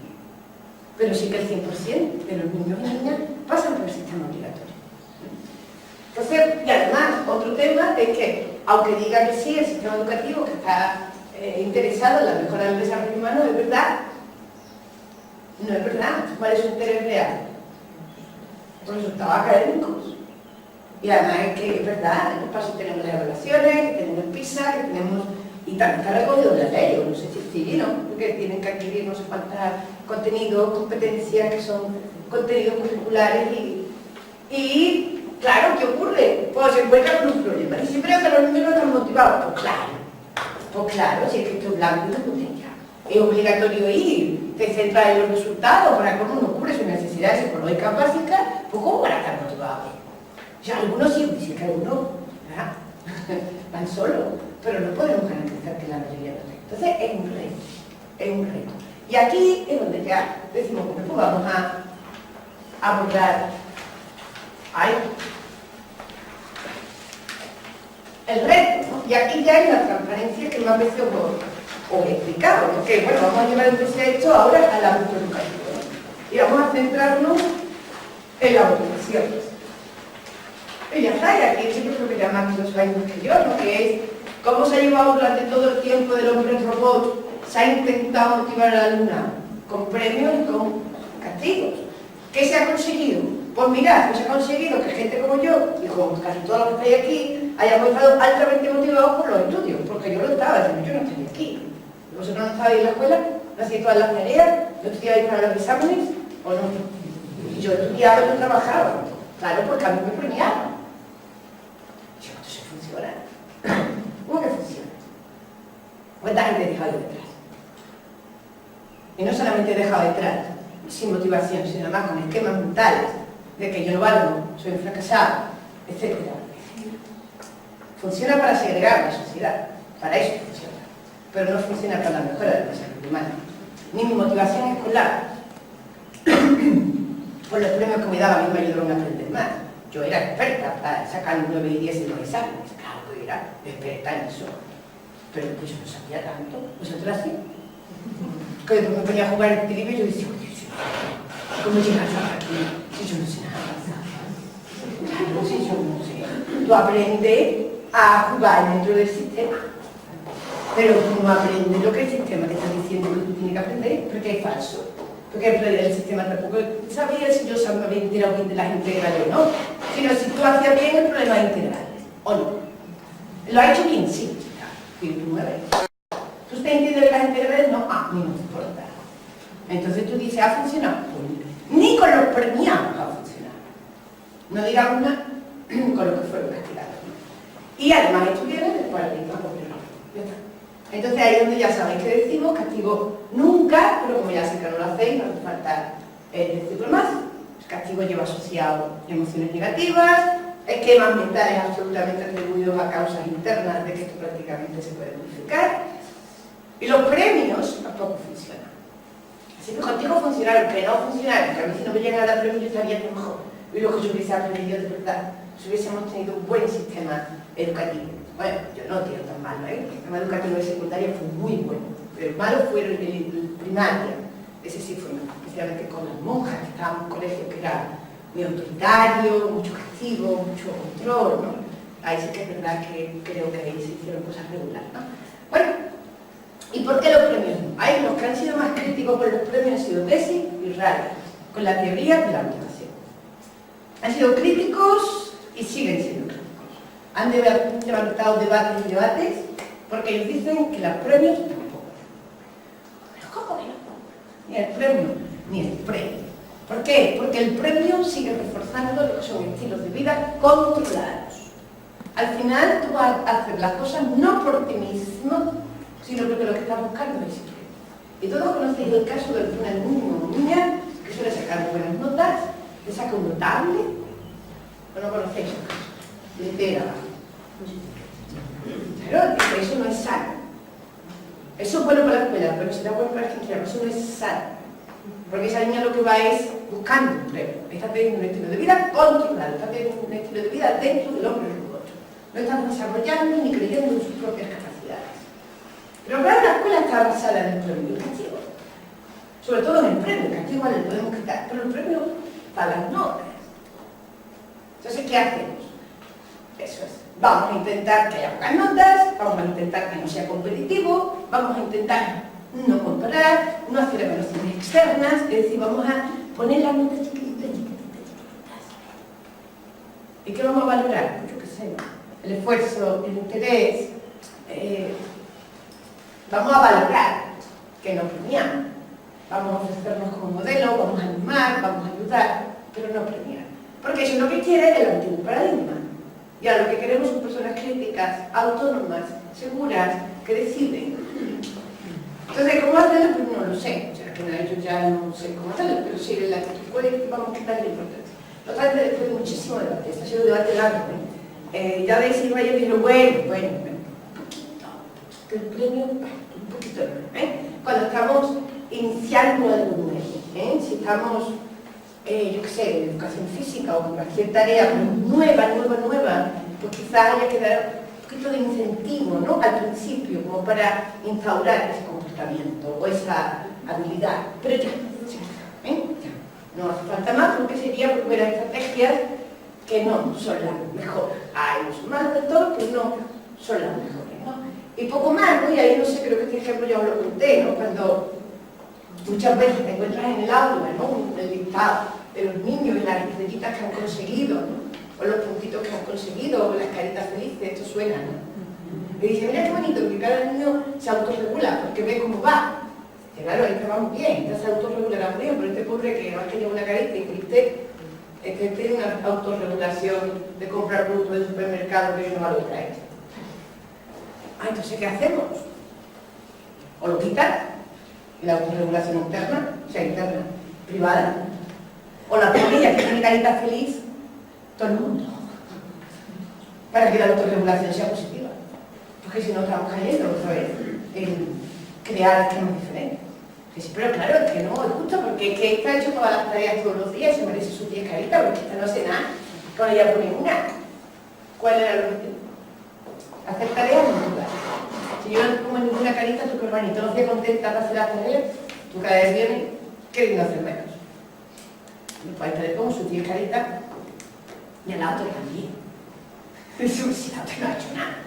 Bueno, pues tú regalas. Hablas con ella y dices, mira, ha hecho una tarea, vale por 10. Tío, pues nadie caritas.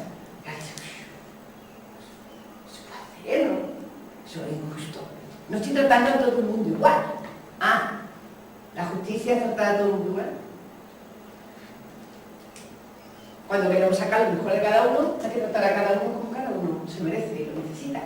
Y a lo mejor el esfuerzo que tiene que hacer uno para hacer bien tareas bien es mínimo, porque es muy lista y tiene un contexto más apropiado y no sé qué, y el otro tiene que hacer un esfuerzo enorme para conseguir uno. Pues tú, que eres, que no somos los jueces, sino que somos educadores de personas, de menores, que están creando todo un montón de esquemas mentales que van a acompañarlos en sus vidas, pues tenemos que tratar a cada uno como cada uno se merece.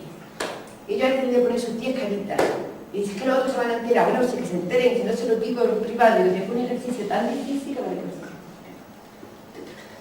Entonces no es mentir, a veces decimos, es andamiaje, en este caso andamiaje emocional. De la misma manera que hacemos andamiaje cuando aprendemos, que sea, conducir un coche, cuando aprendemos las tablas de multiplicar, cuando aprendemos el contenido concreto, y lo facilitamos, a veces, al principio para que salga, pues también hacer andamiaje emocional. Y tendremos que crear situaciones para que la persona se sienta bien. Y en algunos tenemos que inventarnos mucho y en otros quizás no hacer nada de corazón. ¿Vale? Y todo esto que viene, a que ni premios ni castigos. O premios poquitos. Y no comparaciones y no evaluación interna. O sea, aquí donde decíamos, vale, pues no hay premios ni castigos, pero tenemos el contexto de aula para facilitar los éxitos, ¿no? Las ayudas visuales, el garantizar que todo el mundo sabe lo que tiene que hacer, en fin, miles de cosas. Después teníamos las necesidades psicológicas básicas, pero esto era para mejorar la motivación intrínseca, que son a nivel individual, pero también, además de yo me siento satisfecha, también me tengo que sentir satisfecha en el aula, en mi grupo social. Es decir, que también me tengo que sentir bien, no solamente competente con las tareas académicas, sino también competente en las relaciones sociales, en lo que hago en mi grupo, bien relacionada e integrada, y además con decisiones autónomas mías y del grupo, que el grupo también tiene que empezar a decidir. O sea que ahí son dos niveles. Después también tenemos lo que pensamos, que eran todo lo que hablamos, las atenciones, las expectativas, los esquemas mentales que nos hacemos, como todo esto cuando está bien y positivo, si mejora la motivación. Y por último las emociones. Las emociones, sabéis, que es lo último que ha llegado a la psicología, otra vez, por culpa del paradigma hombre-robot, porque vamos, que puede haber las emociones existen, ¿verdad? Esto ya es de loco, ¿no? Y todo lo que hemos dicho está impregnado de emociones, ¿o no? Si tú tienes un esquema más orientado al fracaso, ¿eso lleva una emoción asociada o no? Pero si tienes un esquema más asociado al éxito, pues también. Y las emociones podrían ser positivas, podrían ser negativas. La emoción negativa no te va a llevar a dar lo mejor de ti mismo, mientras que la emoción positiva, sí. Las emociones pueden ser siempre de actividad o de, no sé cómo se dice, de tranquilidad, ¿no? De inhibición. Todas. Entonces, por ejemplo, las negativas de inhibición, ¿estas qué serían? No sé si así chiquitito y malo. Ese miedo, ¿no? Ansiedad, ¿qué más? Bueno, ansiedad sí así, no se siente inseguro, ¿no? Pero también puede ser negativa de actividad. Cuando te enfadas, cuando te sale la ira, cuando te sale, ¿no? Incluso la agresividad, ¿no? O sea, pero todo es negativo. Tú no estás dando lo mejor de ti, tú estás explotando o estás inhibiéndote, ¿no? Mientras que la positiva igual, también pueden ser de alegría, felicidad, te da creatividad, te da espontaneidad, tienes más opciones, pero también puedes sentir relax, ¿no? En ser de sentirte simplemente bien, de concentración, pero sí te da lo mejor de ti mismo. Entonces yo creo que positivo y negativo es algo muy simple, pero que todo el mundo aquí lo entiende. Con lo cual, ¿qué es lo que tenemos que despertar en la escuela? Claro, ¿sabes? Emociones positivas. Y como se hace, de miles de maneras, como ya estáis haciendo. Pero todo esto que estamos diciendo, pues claro que lo refuerza. Y poco más, esto ya lo sabéis, y esto es donde ya sería, ¿no? ¿Qué quería añadir aquí? Hay una cosa que quería añadir. Bueno, sobre cuando me acuerde, pues, con la comunidad. Pero había una cosita nueva. Estaría de acuerdo en que empezamos una gestión de aula, donde aquí vamos incorporando las estrategias que se han ido demostrando científicamente, ya en la escuela, ya sé que estamos hablando del marco escolar, se han ido demostrando científicamente que funciona, con unas técnicas o con otras, ¿no? Entonces, por ejemplo, está ya estos conceptos ahí. ¿Cómo podemos gestionar un aula para que estemos mejor? Y no que lo diga el Golding, es que esto lo dicen muchísimas investigaciones, que dicen, bueno, pues hay que facilitar, ¿no? Que facilitar el éxito para facilitar que la persona se sienta mejor. La proactividad, la verdad es que traerá con la mirada, ¿no? El hacer grande lo bueno y pequeño lo malo, porque entonces se hace pequeño lo malo y se puede resolver. E insisto, eso que son pasos claros que nosotros ponemos, pero que están basados en investigaciones. Tampoco investigaciones enormes y longitudinales, pero sí en experimentos como los que te he dicho, ¿no? Que tú coges una clase y le facilitas una tarea, y en otra que sigue igual. Y después analizas al final el rendimiento, la autoestima, la seguridad de los niños. ¿Y qué sale? Lo que nos ha facilitado el éxito, pues los niños están mejor, tienen más colaboración entre ellos, y donde no, pues sale. Pero no son investigaciones pequeñas, porque te debe interesar, también puedo pensar en alguna cosa que esté interesada, me la decís, que el interés también tiene que venir de nosotros, podemos pensar cómo hacerlo. Son pequeñitas y salen, ¿no? ¿Qué estamos proponiendo aquí con vosotros para el Golden? Pues, Brain después ha traducido en un montón de pasos claves, como sabéis, que serían todos los de gestión de aula, pero también hemos sido muy valientes, si queréis, o osados incluso, ¿no? Porque os damos pasos claves, que algunos son muy claros, pero otros no son claros. Y os dejamos ahí como libertad también, ¿no? Y autonomía para que vayáis definiendo, ¿no? Entonces ahí tenéis una labor que ya la estamos incorporando en el libro y que la necesitamos. Ya como ejemplos más concretos, ¿no? Pero que lo hacemos así también para que, por ejemplo, la atención positiva, ¿no? Que yo siempre digo el ejemplo, que llega a la clase y te fijas lo que está bien y lo pone grande, ¿no? Que sería un ejemplo de proactividad, ¿no? Y era cuando si hay 3 niños sentados, y le dice que bien, estáis todos sentados, y se sientan. Pero habrá miles de ejemplos más, ¿no? Esos miles de ejemplos significa la adaptación de ese pasito clave, que sería bueno también que en algún momento, si ya los tenéis, me los contéis, porque yo también necesito nutrirme, ¿no? Y después también la otra osadía o valentía que estamos haciendo es eso, es las investigaciones que se han hecho son chiquititas, concretas, en 2 aulas, en 3 aulas, vamos a probar esta técnica y funciona. Nosotros ahí está, la clase entera, intentar incorporar en nuestras prácticas educativas, tenéis todo el año. O sea, estamos haciendo realmente una labor de llevar las estrategias que están demostradas al aula real. No con experimentos así de una semanita de uno, con profesores reales. Esto generalmente es el investigador que va con una tarea A y una tarea B. No, el profesor normal y corriente, regular en su aula. Que además no cambia el temario, no cambia el currículum, no cambia nada, o lo cambia todo. Y como son estas pequeñas cositas. Entonces ahí, eso es el golpe, pero esto es gracias a vosotras, que lo estamos aquí, como diríamos, impulsando, y esto es una novedad, que no hay otro programa igual. No hay otro programa igual, que incida solamente en las prácticas educativas del profesorado y desde los esquemas mentales. Porque tampoco vamos a decir, tiene que estar, sino, piensa la idea, ves cómo la elaboras, tienes que tener muy clara teoría, palabra.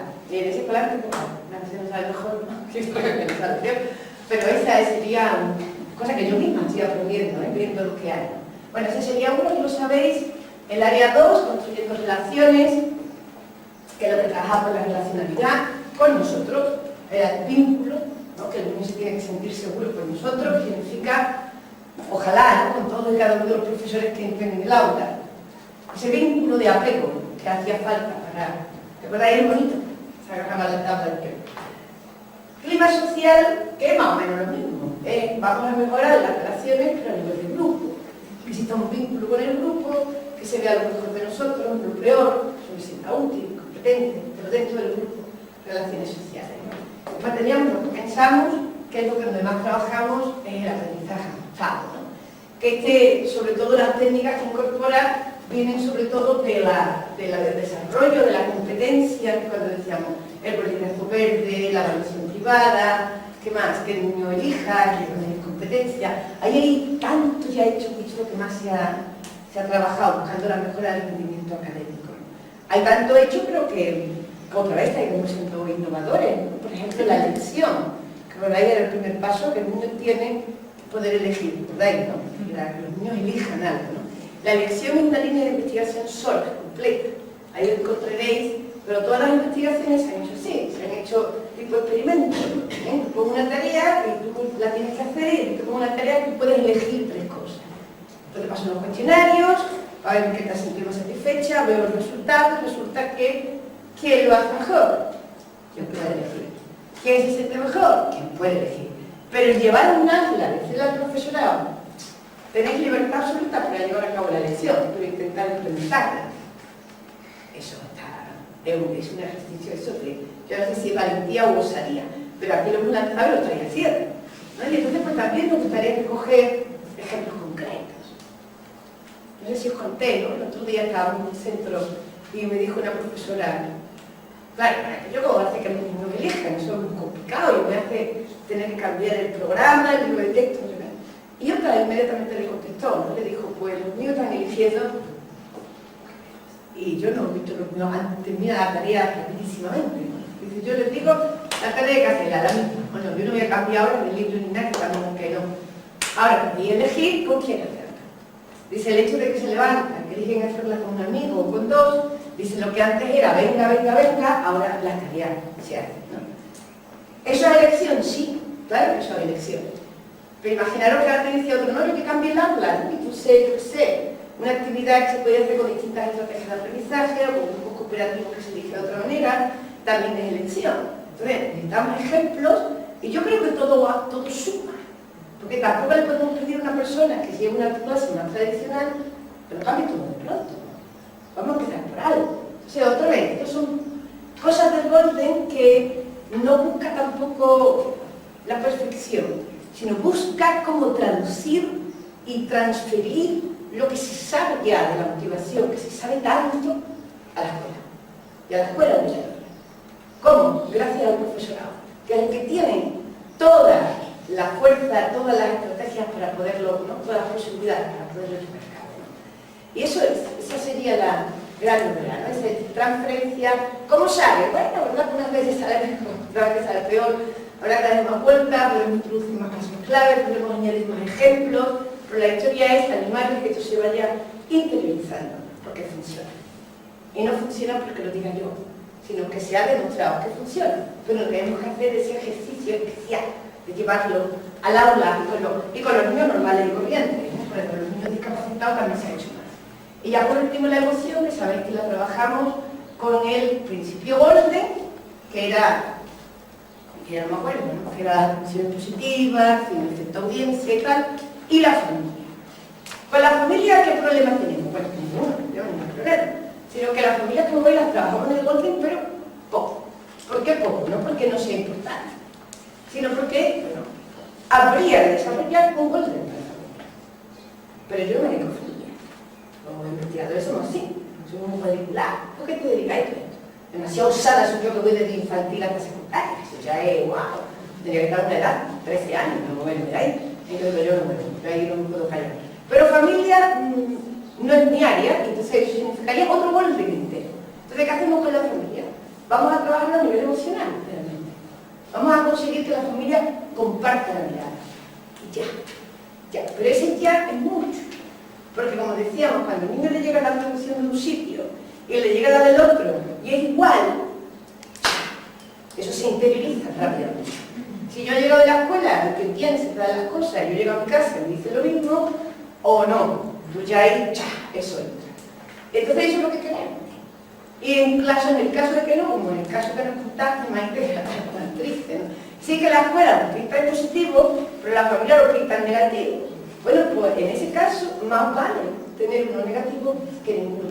Porque cuando uno se cae, para levantarse necesita algo positivo, donde agarrarse. Entonces, cuando esa niña se caiga, ¿quién se va a agarrar? A vosotras. Y va a recordar esa idea que le transmitiste y esa evidencia de claro que ella puede y se levanta. Entonces, lo intentamos. Normalmente se consigue, incluso en los casos que no se consigue, veis que todavía es más importante que nosotros sigamos insistiendo. Entonces, sabéis que aquí lo que trabajamos es dar mensajes positivos, hacer las entrevistas con ellos, interesarnos de manera personal, A veces damos charlas a los padres, que es esta, que es general, porque lo que estamos contando vale para todos y los padres la verdad que también lo agradecen, ¿no? Porque en fin, se les da otra mirada, ¿no? Más complementaria. Pero eso es lo que hacemos. No porque no nos guste, sino porque ya no tenemos más y se le queda otra. No obstante, mis compañeros de departamento son expertos en familia, pero no me ayudan. Les he dicho que porque no montan el golpe, pero no. Pero son expertos en prácticas positivas para las familias. Si acaso no se va a querer no traer alguna referencia de eso. Un poco más, ya llegaríamos al principio golpe en el 2006. Más que yo, pues así ya lo mismo. Y ya después lo que tengo son los pasos claves y las miradas, Cuando he hecho la presentación y hemos dicho que queríamos dar importancia a dos cuestiones, una, la formación del profesorado, porque nosotros somos los que están haciendo, podemos poner esto en marcha en nuestras aulas y tenemos delante de nuestros alumnos, etcétera, etcétera. Y otra segunda cuestión, decíamos importante, también empezar a reflexionar en la propia identidad de la escuela. Cuando marcamos el proyecto educativo del centro, que muchos de vosotros lo tenéis hecho, otros estáis revisando, etcétera, etcétera, pero yo creo que hay una revisión continua y constante del proyecto educativo del centro, así deberíamos de interpretarlo.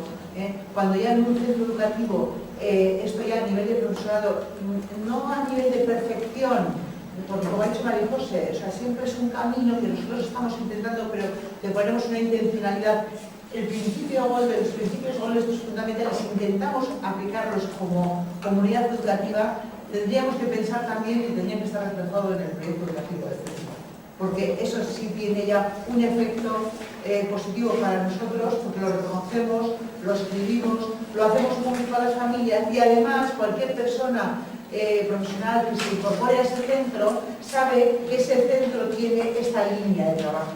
Lo mismo que se estableció en algunos centros ya y tiene una línea importante de trabajo de aprendizaje cooperativo, y si está establecido, sabe cualquier persona profesional nuevo que se incorpore tiene que tenerlo en cuenta, pues pensamos también que con el Golden pasaría lo mismo, porque esto nos da un camino que luego a lo mejor tenemos un 10, un 20%, un 30% desarrollado y que vamos a tener más que trabajarlo y hacerlo, que no somos perfectos porque nadie es perfecto, pero queremos ir por este camino, ¿no? Entonces era un poco la idea también que queríamos y aprovecho que podéis comentar para transmitirla. ¿No? Esa sería la... No que no sea nadie perfecto, sino que se hace el camino al andar, lo que hay que tener claro es saber dónde vamos, por eso siempre empiezo de dónde vamos, qué tipo de desarrollo queremos, qué queremos del alumnado, ¿no? Es cuando decimos que queremos que sea completo, que tenga su desarrollo óptimo, ¿no? Y ya está. Entonces, ¿cómo lo conseguimos? Pues con estas cosas claves que hay, muy interesantes, que las sabemos, pero hay que recordarlas, que todo depende de lo que pensemos. Y si pensamos que el niño puede, lo transmitiremos y podrá. Y si pensamos que no puede, lo transmitiremos que no puede y no podrá. Y todo realmente depende de nuestras ideas. Y ahí cuando algunas veces, no vosotras, pero no sé si algunas, pero generalmente aquí no, pero otra gente no hay que saber menos, que está más reacia. Te dice, pero ¿cómo no tenéis esas expectativas de todo el mundo? Si es que hay niños o no, que es que se les da mejor y otros que se les da peor, si es que hay niños que brillan y otros que no, ¿no? Y entonces yo tampoco me puedo engañar. Entonces, primero no me autoengaño, ¿no? Y segundo, ¿realmente creéis que hay muchas diferencias en el ser humano a niveles de capacidades intelectuales? No las hay. Igual que todos somos capaces de caminar, de hablar, de desarrollar un universo simbólico, ¿no? Con la pinza, ¿no? De estas habilidades que tenemos y todo ser humano lo hace. ¿Cómo no va a ser capaz de aprender a leer? Que no estamos hablando del desarrollo de la física cuántica en primaria, estamos hablando de conceptos muy elementales. Si el aprendizaje... Estamos aprendiendo todo el día. Si el ser humano un aprendiz así, ignorante, estamos todo el tiempo interactuando con el medio y aprendiendo. Pero yo creo que lo que hay que tener son altísimas expectativas como especie. Y yo creo que eso es lo que nos da la fuerza para ver. Eso es una. Y después fijaros otra vez la gente que trabaja con discapacidad. ¿Tengo alguno aquí? ¿Algún PT o algo? Sí. Bueno, la gente que trabaja con discapacidad o piensa así o qué hace. Y es discapacidad. ¿Y tú qué piensas de la discapacidad? Pues claro que puedes llorar, pero lo animas. ¿Y se consigue o no se consigue? Claro, los años que llevamos, ¿cuántos llevamos? 30, 40 años que llevamos trabajando por fin con la discapacidad. Los cambios, Dios, que se han producido, simplemente porque hay estimulación. Y hay estimulación porque cuando creíamos que no se podía, pues no se hacía nada. Y se confirma siempre lo que pensamos. Entonces, como no hago nada, dice, ves, es que no se puede hacer nada. Si es que, mira, si no avanzas, claro, si es que tú pensabas que no iba a avanzar. Pero entonces tenemos que ir, yo no diría autoengaño, yo diría como humanos, yo respeto por nuestras propias capacidades como humanos. Sí que es verdad que hay gente que funciona al 100% o al 90% o no sé qué nivel, y otra gente que funciona a medio gas. Y eso debe depender de lo que él crea de sí mismo. Otra vez. ¿Por qué? Porque también somos, como somos activos ante el medio, siempre encontramos una estrategia, un truco para superarlo, ¿o no? Pero esa estrategia y el truco para superarlo lo encuentra uno cuando se siente autónomo, cuando se siente creativo, cuando se siente... y no cuando se siente pues, bajo el control. Entonces ahí eso es una de las cuestiones que a veces hay que plantear. Yo insisto, yo soy psicóloga evolutiva y son cosas que me pueden. Mira, estoy viendo esas dos fotos de ahí, no sé si las veis. Cuando veo un niño, tú dices, ese niño es todo un potencial por desarrollar.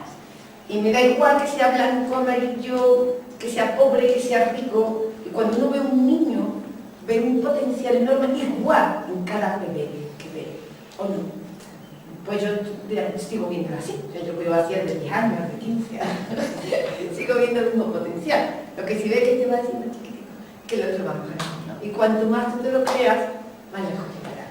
Pero yo creo que eso sí que tenéis que, no sé si trabajar en el claustro o alguna vez tener un profesor un poquito más, que te dice que no, ¿no? Entonces eso sí que hay que trabajarlo y además de los derechos también, que todos buenos tienen el derecho a ser no solamente bien tratados, sino que se les saque el mejor, ¿no? Bueno, pues esto sería, entonces no sé qué contaros más. Y el principio igual ya lo tenéis, que es la mirada. Y después ya vendrían las estrategias. Las estrategias también, estamos añadiendo algunas, las comentamos en la última conferencia, sobre todo la paciencia, que esa hay que incorporarla, para que también nos sintamos bien. Y otra vez no hay que incorporarla porque a mí se me haya ocurrido, sino porque es otra de las líneas de estrategias que te comunican, sobre todo los que trabajan con el desarrollo del estilo autónomo. Te dice la paciencia. ¿Por qué la paciencia? Porque la paciencia es tener la esperanza que eso se va a conseguir y tener el temple, paciencia de que a veces no se consiga la primera. Eso también nos va a dar más seguridad para llegar. Y es verdad. También es que no lo consigo, pero un poquito más. Pero si tenemos las expectativas altas, veréis que la paciencia no es tan complicada. Cuando el bebé que no está empezando a caminar y la mamá lo anima, la mamá sabe que va a llegar a caminar. Y si se cae, le cuesta más trabajo que tiene la mamá. Paciencia, porque sabe que va a llegar. ¿Cuándo se acaba la paciencia? Cuando crees que no se va a conseguir. Entonces otra vez. Todo depende de nosotros, ¿vale? Bueno, que os cuento más. Venía esto, tengo los pasos claves. Me gustaría que me preguntan, y yo voy viendo otros temas, ¿no? Estamos sobre investigaciones, resultados, inquietudes que tengáis, en fin, que hay que aprovechar que es un poco pequeño. Cada vez que nos vemos somos mucho más. Si podemos algunas preguntas, creo que puede alimentar un poco qué cosas queréis preguntarme, qué dudas o qué contradicciones nos surgen cuando escuchamos ciertas cosas.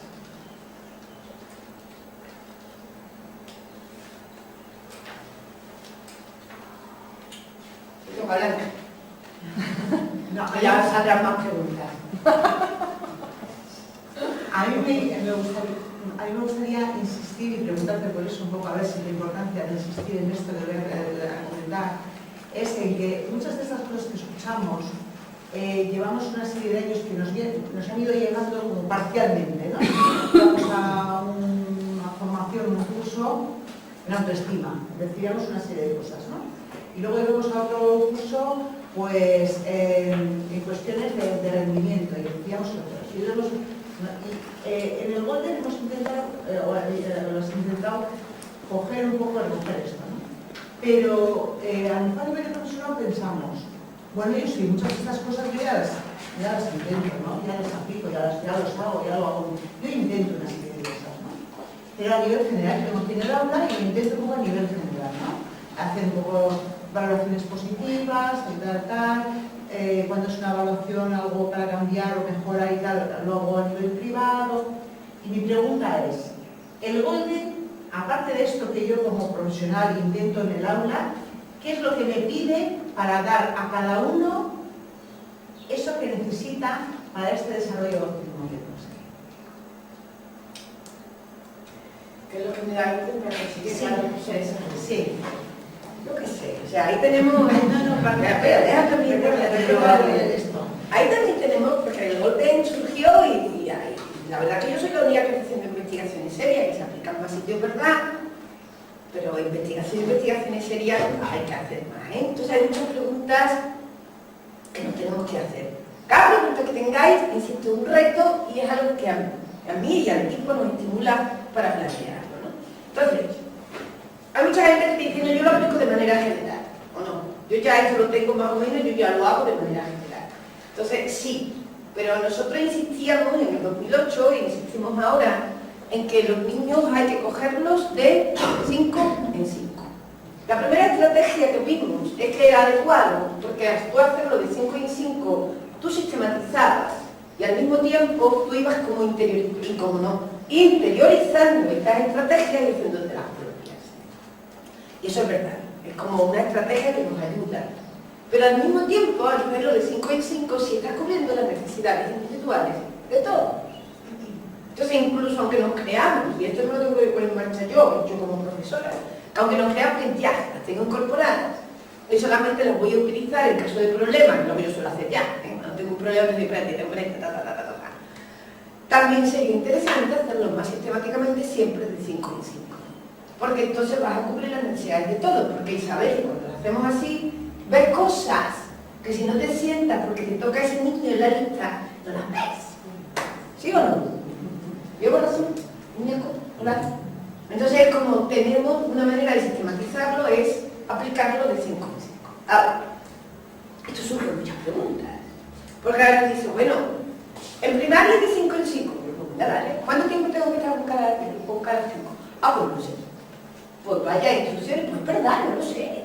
Siempre decimos que no tengo datos para decir, ¿esto es mejor esto o lo otro? Vamos a investigaciones. Yo solamente puedo decir, vamos a hacerla y lo podemos hacer, ¿no? Si yo siempre he dicho, hombre, yo creo que unas 2 semanas, ¿qué pensáis? ¿Cuánto tiempo? Depende. No sé. Depende. Yo, por ejemplo, estaba en secundaria y si cada semana tengo tantas horas, pues tengo que alargar un poco más para sacarle partido. Y si estoy en primaria, pues seguramente pues en una semana ya me vale para ir viendo. Eso es.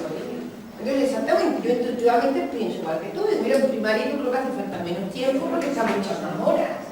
Y hombre, y tú ya un niño lo ha hecho en momento de oro, que ya le ha hecho a sus padres, que ya le ha hecho en la versión privada, que ya le ha hecho, que ya le ha hecho casi todo. Y además tú ves que el niño te busca, te mira, a mejor, pásate a otro.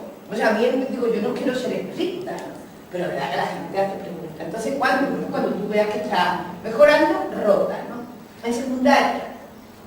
En secundaria, ¿cuánto tiempo? En secundaria, como dice, es muy complicado, porque a lo mejor estás 3 horas por el grupo. Primera pregunta. Segunda, bueno, y si somos varios profesores, ¿qué hacemos? ¿Cogemos siempre los 5 entre los mismos 5 o cada uno 5 distintos o cómo lo hacemos? Esa pregunta también ha salido muchas veces. ¿Cómo lo hacemos? Entonces, ya ahí sí tengo respuesta. Ahí sí tengo respuesta. Una, cualitativa, pero otra, bueno, son cualitativas las dos, pero sí lo hemos estado observando, ¿no? De cuando se ha elegido los mismos 5 niños, todo el profesorado que entra, el niño se agobia. O sea, que no. Porque también estoy viendo que la intensidad del golden tampoco es tan importante. Es decir, que si yo aplico 10, yo que sé, 20 pasos clave a la semana, durante 5 semanas, y tú aplicas 4, tú no tienes mejor resultado. Porque depende de muchas cosas. Bueno, también después que depende de la aplicación. Sabéis que lo que nosotros hacemos es que recogemos lo que dice el profesorado. Yo no me tengo que hablar. A ver si está haciendo el golden o no. Porque sea, el golden se puede hacer en el pasillo, se puede hacer en el patio. Yo confío en el profesorado cuando me dice lo cuento, ¿no? Pero lo que estamos viendo es que la intensidad mínima hay que tenerla, pero que si te pasa con el niño puede tener hasta un sobreexceso. Entonces, ¿cómo lo aplicamos de la manera más naturalizada Y si el efecto es positivo en los 5 niños que elijo, y vamos a tener 3 profesores en mi clase, pues ya sabes, tú eliges 5, tú eliges 5, tú eliges 5, porque en menos tiempo vamos a tener cubierta el aula, que es lo que queremos. Para una vez que hayamos cubierto el aula, ¿qué hacemos? No sé, supongo que reunión otra vez, o rotáis los 5 niños, hay un mes más relajado en general, pero hay que volver otra vez. Ahí siempre hay que volver al 5 en 5 como marcando que no se nos olvide nada. Eso sería como una pauta, ¿no? Entonces, si hay 5 diferentes profesores, se eligen distintos niños. Después la diversidad. ¿Los jóvenes diversos de verdad o no? La diversidad de los niños ahí. ¿Vale? Que ahí decíamos, cuando elijáis a los 5 niños o niñas, lo que sea, tienen que ser diversos. ¿Qué significaba diverso? Significa que hemos puesto varios criterios, está el criterio del rendimiento académico, entonces cogemos a los más bajos, a los más normal, a los más altos, de alto rendimiento, a mí casi nadie los coge, yo no sé si aquí hay, pero a mí casi siempre me cogen 5 regulares, allí en el sur, y eso tampoco es bueno, por más que insisto en la diversidad, porque al final como se dice que para los que más lo necesitan, pues se me va fatal, si que ha cogido, si es que es más complicado, ¿no? Te hemos dicho diverso, ¿no? Después está la diversidad por el comportamiento. Esa es muy bonita, porque ahí tenemos los más disruptivos, el normal y el más tímido. Y aquí sí insisto que donde más fácil se ven los cambios es en los tímidos. O también nos hacen falta más investigaciones, porque nos hace falta ver a los disruptivos. Los disruptivos cambian, pero les cuesta muchísimo más. Entonces tenemos que ver cuánto tiempo más. A lo mejor con ellos están más semanas, a lo mejor hay que afinar un poquito. ¿Eso cómo se consigue? Investigar. ¿Qué no hay otra manera? La investigación es la que nos va a dar luz a aquello que tenemos dudas, ¿no? Y después tengo algunos que me hacen unas mezclas de gusto, que también valdrá. Que te cogen 2 de bajo rendimiento, 2 disruptivos y 1 normal.